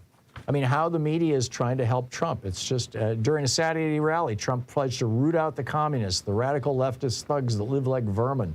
I mean, all his straight-up Nazi talk. And is the media pointing this out? By and large, not. Media Matters for America's senior fellow Matt Gertz noted yesterday that, quote, if you rely on the news divisions of the big three broadcast networks, you haven't seen the chilling footage of Trump's remarks from Saturday. These extreme and alarming statements, this is from Media Matters analyst Harrison Ray. He said, these extreme and alarming statements received scant coverage across major TV news networks. 3 of the 4 comments that Trump made, fascist comments, 3 of the 4 comments received no more than 22 minutes of attention each, with only 1 nearing an hour. And that's, over the entire period of a week or so on all the networks. He notes TV networks are seemingly desensitized to his rhetoric. University of Kansas political science professor Daniel Hayder Markle says if the dehumanization sticks, it makes support of political violence against enemies more likely. And adds, the news media has not learned any lessons from 2015 and is covering him as a normal candidate and doing insane normal candidate things. And he's not. This guy is not just, mentally ill and twisted, not just a psychopathic narcissist, with a serious mental illness, and as Dean was pointing out earlier, possible dementia. He's also a fulminating racist and fascist. All right, let's pick up your calls and see what's on your mind here. David in Woodland Hills, California. Hey, David. What's up? What's up? Thank you, Guru. According to Conversations with God, there is no Satan, there is no hell, God is all things, and therefore all places are heaven. We're in heaven right now, that room in heaven called the relative universe, where good cannot exist without evil, up cannot exist without down, and the only hell is not knowing that. Because if everyone knew that, everyone would treat each other far better. But that's not why I called. I'm a big fan of Neil Donald Walsh and his books. He blurbed my my autobiography. It's called The Prophet's Way. He said, this is the most important book I've ever read. It's changed my life. And then he wrote a great blurb for Last Hours of Ancient Sunlight, too. We used to speak together. We used to travel, back in the late 90s, travel around the country and speak together. He's a good guy. I haven't seen him in a while. And they're wonderful books worth reading. But the reason I called is because I believe that most people in media are still liberals, but their billionaire overlord owners will not allow them to tell the truth. And this is an indictment of monopoly and concentrated wealth. And it is one of a number of existential crises democracy all over the world is facing. Yeah, this is apropos of my pointing out that Kristen Welker could have asked the Republicans on stage, if we simply allowed rich people to pay the same into Social Security as bus drivers, the program would be solvent for the next 75 years. Why aren't you advocating that? And instead, she, said, how much do you want to raise the retirement age? I would like bang my head against the wall. It's fear of losing their jobs, and it kind of echoes the existential crises that pollsters face because their old paradigm is dead. Yeah, I don't think it's so much fear of losing their jobs in that their management would be unhappy with them. Although I do think it's fear of losing their jobs. But the reason why they would lose their jobs is if they're perceived as being biased against Republicans, then Republicans will refuse to do interviews with them and will refuse to go on their shows. And when Republicans black you out like that, you lose your job because you've got to be able to interview Republicans. You've got, if you're in the major media, and that's the club that Republican politicians use against, these White House reporters and these congressional reporters It's also the club that Republicans in Congress use, and it's quite effective. It works very well for them. So it's a double whammy. Your billionaire boss will give you grief, and you can't get the guests you need. Right, and you don't get the guests, and you lose your job. There you go. David, thank you. Spot on. Well said. Kevin in Mason, Ohio. Hey, Kevin, what's on your mind today? Hi, Tom. Can you hear me? I can. There's a funny ticking in the background, but other than that, all's good. That was the blinker. We just turned the corner. Thanks. Okay. I'm in the car. Okay. Well, drive carefully. I'm grateful, as usual, to hear your show and hear you on live. I'm calling about a movie I just watched on Amazon Prime called Downwind. Have you run into that yet? I'm not familiar with it. Well, your friend Kevin Camps is in it, and I really appreciate whenever he comes on. Yeah, Kevin's a good guy. Yes. So it's about nuclear power? This is about nuclear testing done in our name in Nevada. Oh, in the 50s. And, well, it's from 1951 to 1992, the United States detonated 928 large-scale nuclear weapons in Nevada. Right. But the above-ground tests stopped in the late 60s, didn't they? Yeah, but this is still irradiating the atmosphere and everything. I remember. I remember when I was a kid. I don't remember exactly when, but I must have been like 5, 6, 7. So it would have been in the mid 1950s. You know, my parents not letting me go outside because there had been a nuclear test, you know, back in Nevada, and the word was that the radiation was coming our way. That's it. They said they would make these announcements and say, "Stay indoors for an hour." I remember. I mean, it's just. It's just we have a cancer epidemic. My youngest brother is facing cancer right now, Central Massachusetts. He's a vegan, been, you know, doesn't smoke or drink. You know, it just reminds me of the leaded gas thing they did to us for 30 years, from 1930 to 1960. You know, they leaded gasoline that didn't need to be. Yeah. It's called Downwind. Michael Douglas. It's really. I'll check it out. It's $1 to rent it. Okay. I highly recommend it. Cool, Kevin. Thank you. Thanks for the reference and the suggestion. It's 45 minutes past the hour. We'll be back with more of your calls in just a moment. Stay with us. You're listening to Thom Hartmann. Visit thomhartmann.com for audio and video archives. Defending America from the weapons of mass deception. I'll be right back with your calls.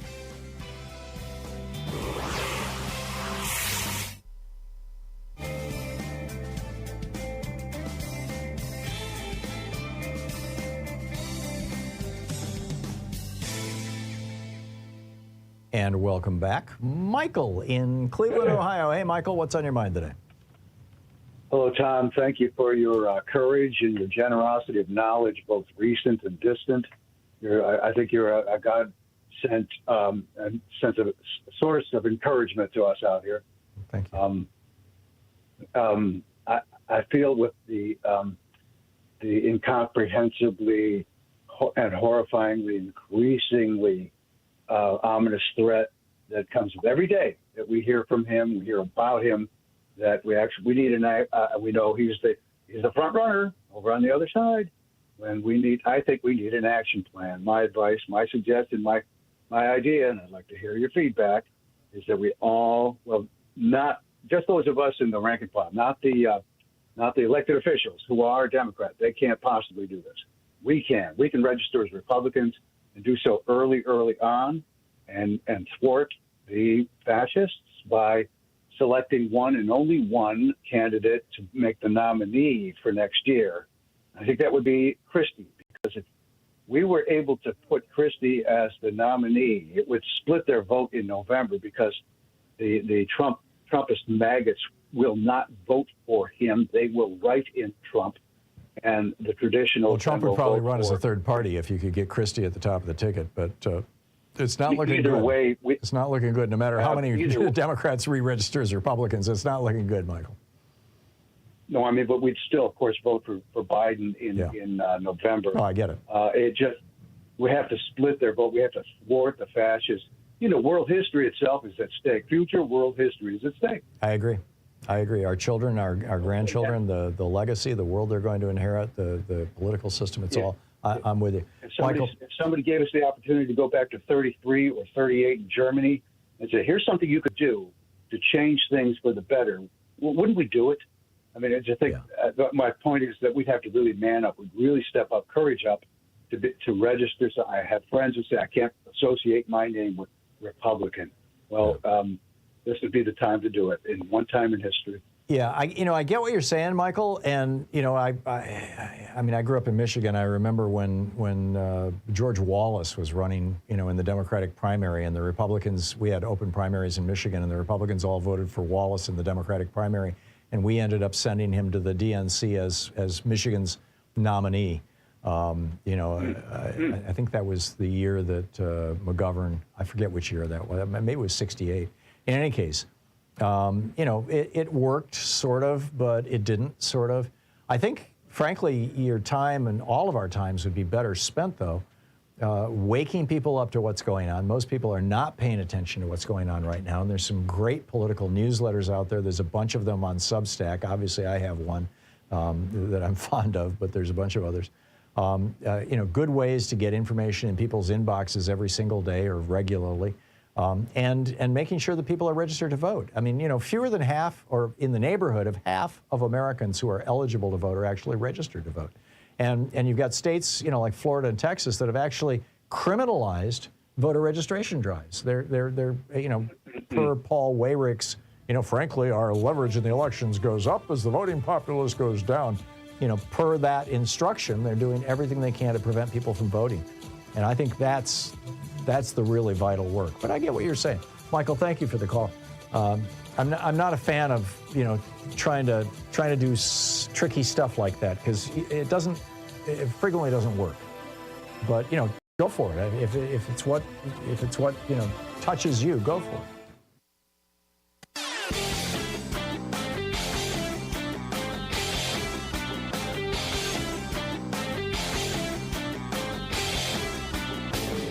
Help support progressive radio. If you're listening to us on a commercial station, call their advertisers and let them know you're listening. If you're listening to us on Pacifica, one of our many nonprofit stations, please support them when they do their fundraising drives. Thanks for supporting progressive talk radio, and tag you're it. So back in 1933, when Franklin Roosevelt became president, we were in the depths of the Great Depression. He raised the top income tax rate on billionaires from 25% to 90%.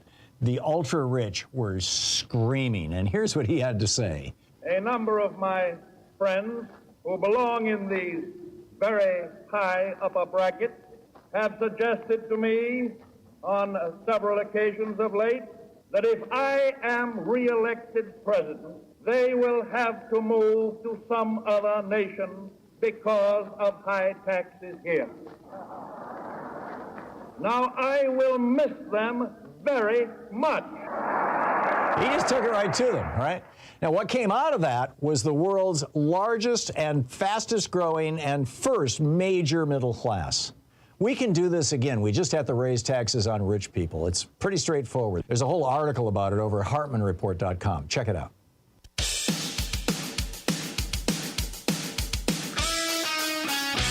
Welcome back. Picking up your calls here. And Vina, there we go. Vina in Portsmouth, Ohio. Hey, Vina, what's on your mind today? Hi, it's Vina. Vina, my apologies. I would like to bring attention to the Portsmouth Gas Diffusion Plant in Piketon, Ohio. They're wanting to start up HALEU, which would be the high-assay, low-enriched uranium. And if they do this, it's going to be also the process for making weapons.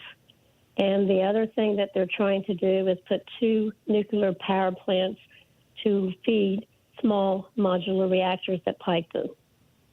I'm a former worker who's been fighting the plant probably since 1983.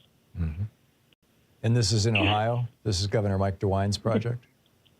Yes, this is in Ohio. Yeah. And we just had an epidemiologist who came in to do the cancer studies and check around these 7 county areas that is connected around the Piketon plant within a 50-mile radius, and we have the highest rate of cancer in the state of Ohio.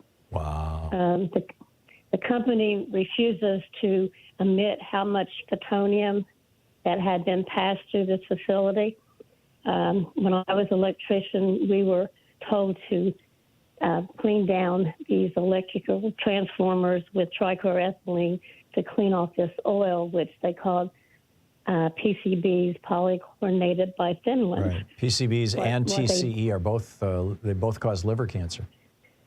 Yes, and what they didn't tell us was this PCB oil was radioactive.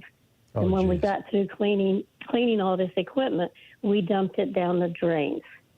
Wow. And for those who don't know much about Piketon, we are the largest facility in the world. We have 2 buildings on site that was the largest facility in the world. We had 2 power plants, Tiger Creek and Clifty Creek, who powered the plant. We are 3,800 acres. We're in a massive cleanup. Wow. We had 12 cells on site. Forgive the interruption. Is this a plant that is producing weapons-grade stuff for nuclear weapons? Is that what you guys do? Well, we were always told we were making highly enriched uranium, which was weapons-grade material. We powered submarines, and we made nuclear material at Piketon. I see. And they're in a massive cleanup right now. They put 12 waste cells on site, and they're trying to tear down all these buildings and put it in these waste cells. Now, our opinion is what they're trying to do is open it up to a hub to clean up all these other sites in the United States plus foreign sites, right. And they would ship their transuranics to Piketon, and we would reprocess it, and then they would have the modular reactors to go ahead and reprocess. I get it. So, Vina, I'm running out of time here. Is there a website? Is there, for people who want to get active or learn more about this, is there anything people can do, or did you just want to flag this for our listeners? I have a Facebook, and my name is Vina, VINA, COLLEY, and my phone number is No, don't give your phone number on the air, Vina. You can't do that. Oh, okay. But okay, great. So people can check it out on Facebook. Vina, thank you very much. Thanks for the call and the information. David in Trumansburg, New York. David, you had some professional information about Donald Trump? Yeah, my background is LCSWR, but I was also considered a forensics expert. Right. It's your license, served social 32 worker. counties in New York State I served 15 different counties in New York State for 32 years. I was an expert witness in courts. I worked prisons, jails, sex offenders, domestic violent guys. So I did evaluations. My opinion, Trump is a psychopath, and he still suffers the effects of a stroke. When do you think he had the stroke? When he was having problems going down a ramp, when he's lifting his right arm with his left arm to take a drink, when he was slurring his speech. I recall those times. Was that right after he had COVID? Do you think that he got the stroke from COVID? A lot of people, that happens a lot. Well, all I know is I think he's got a stroke. And technically, psychopath is not a mental illness. It's an antisocial personality disorder. Right, you're right. I think he's a brilliant idiot. Well said. David, thank you very much for that analysis. Remarkable. Thank you for being with us today. We'll be back tomorrow, same time, same place. In the meantime, don't forget, democracy is not a spectator sport. It does require all of us. Otherwise, it ain't democracy. And democracy is something we sure like and would like to continue in this country. So get out there, get active, tag you're it. Make sure you're registered to vote at the very least. We'll see you tomorrow. Have a great afternoon. Be good to yourself and the people around you. Stay safe. You've been listening to Thom Hartmann. For audio and video archives, visit thomhartmann.com.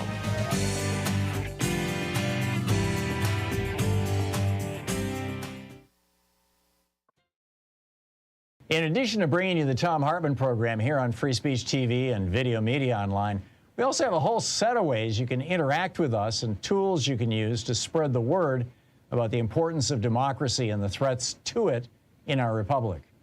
First, there's your daily homework. Sue Nethercutt puts together a daily email newsletter that has a link to every story I discuss on the air, so you can find my sources and you can share them with your friends. It's free and you can sign up at thomhartmann.com. Second, I publish my daily take every day over at the hartmannreport.com website. That's also free if you want the daily 5 days a week rant in your inbox. No ads either. Third, we have the podcasts. There's the free 1-hour version of our daily show that's advertising supported. You can find that wherever you get your podcasts normally. And then there's also the podcast of the entire 3-hour show with no advertisements, and that's available by subscription over at thomhartmann.com. So check them all out at thomhartmann.com and hartmannreport.com.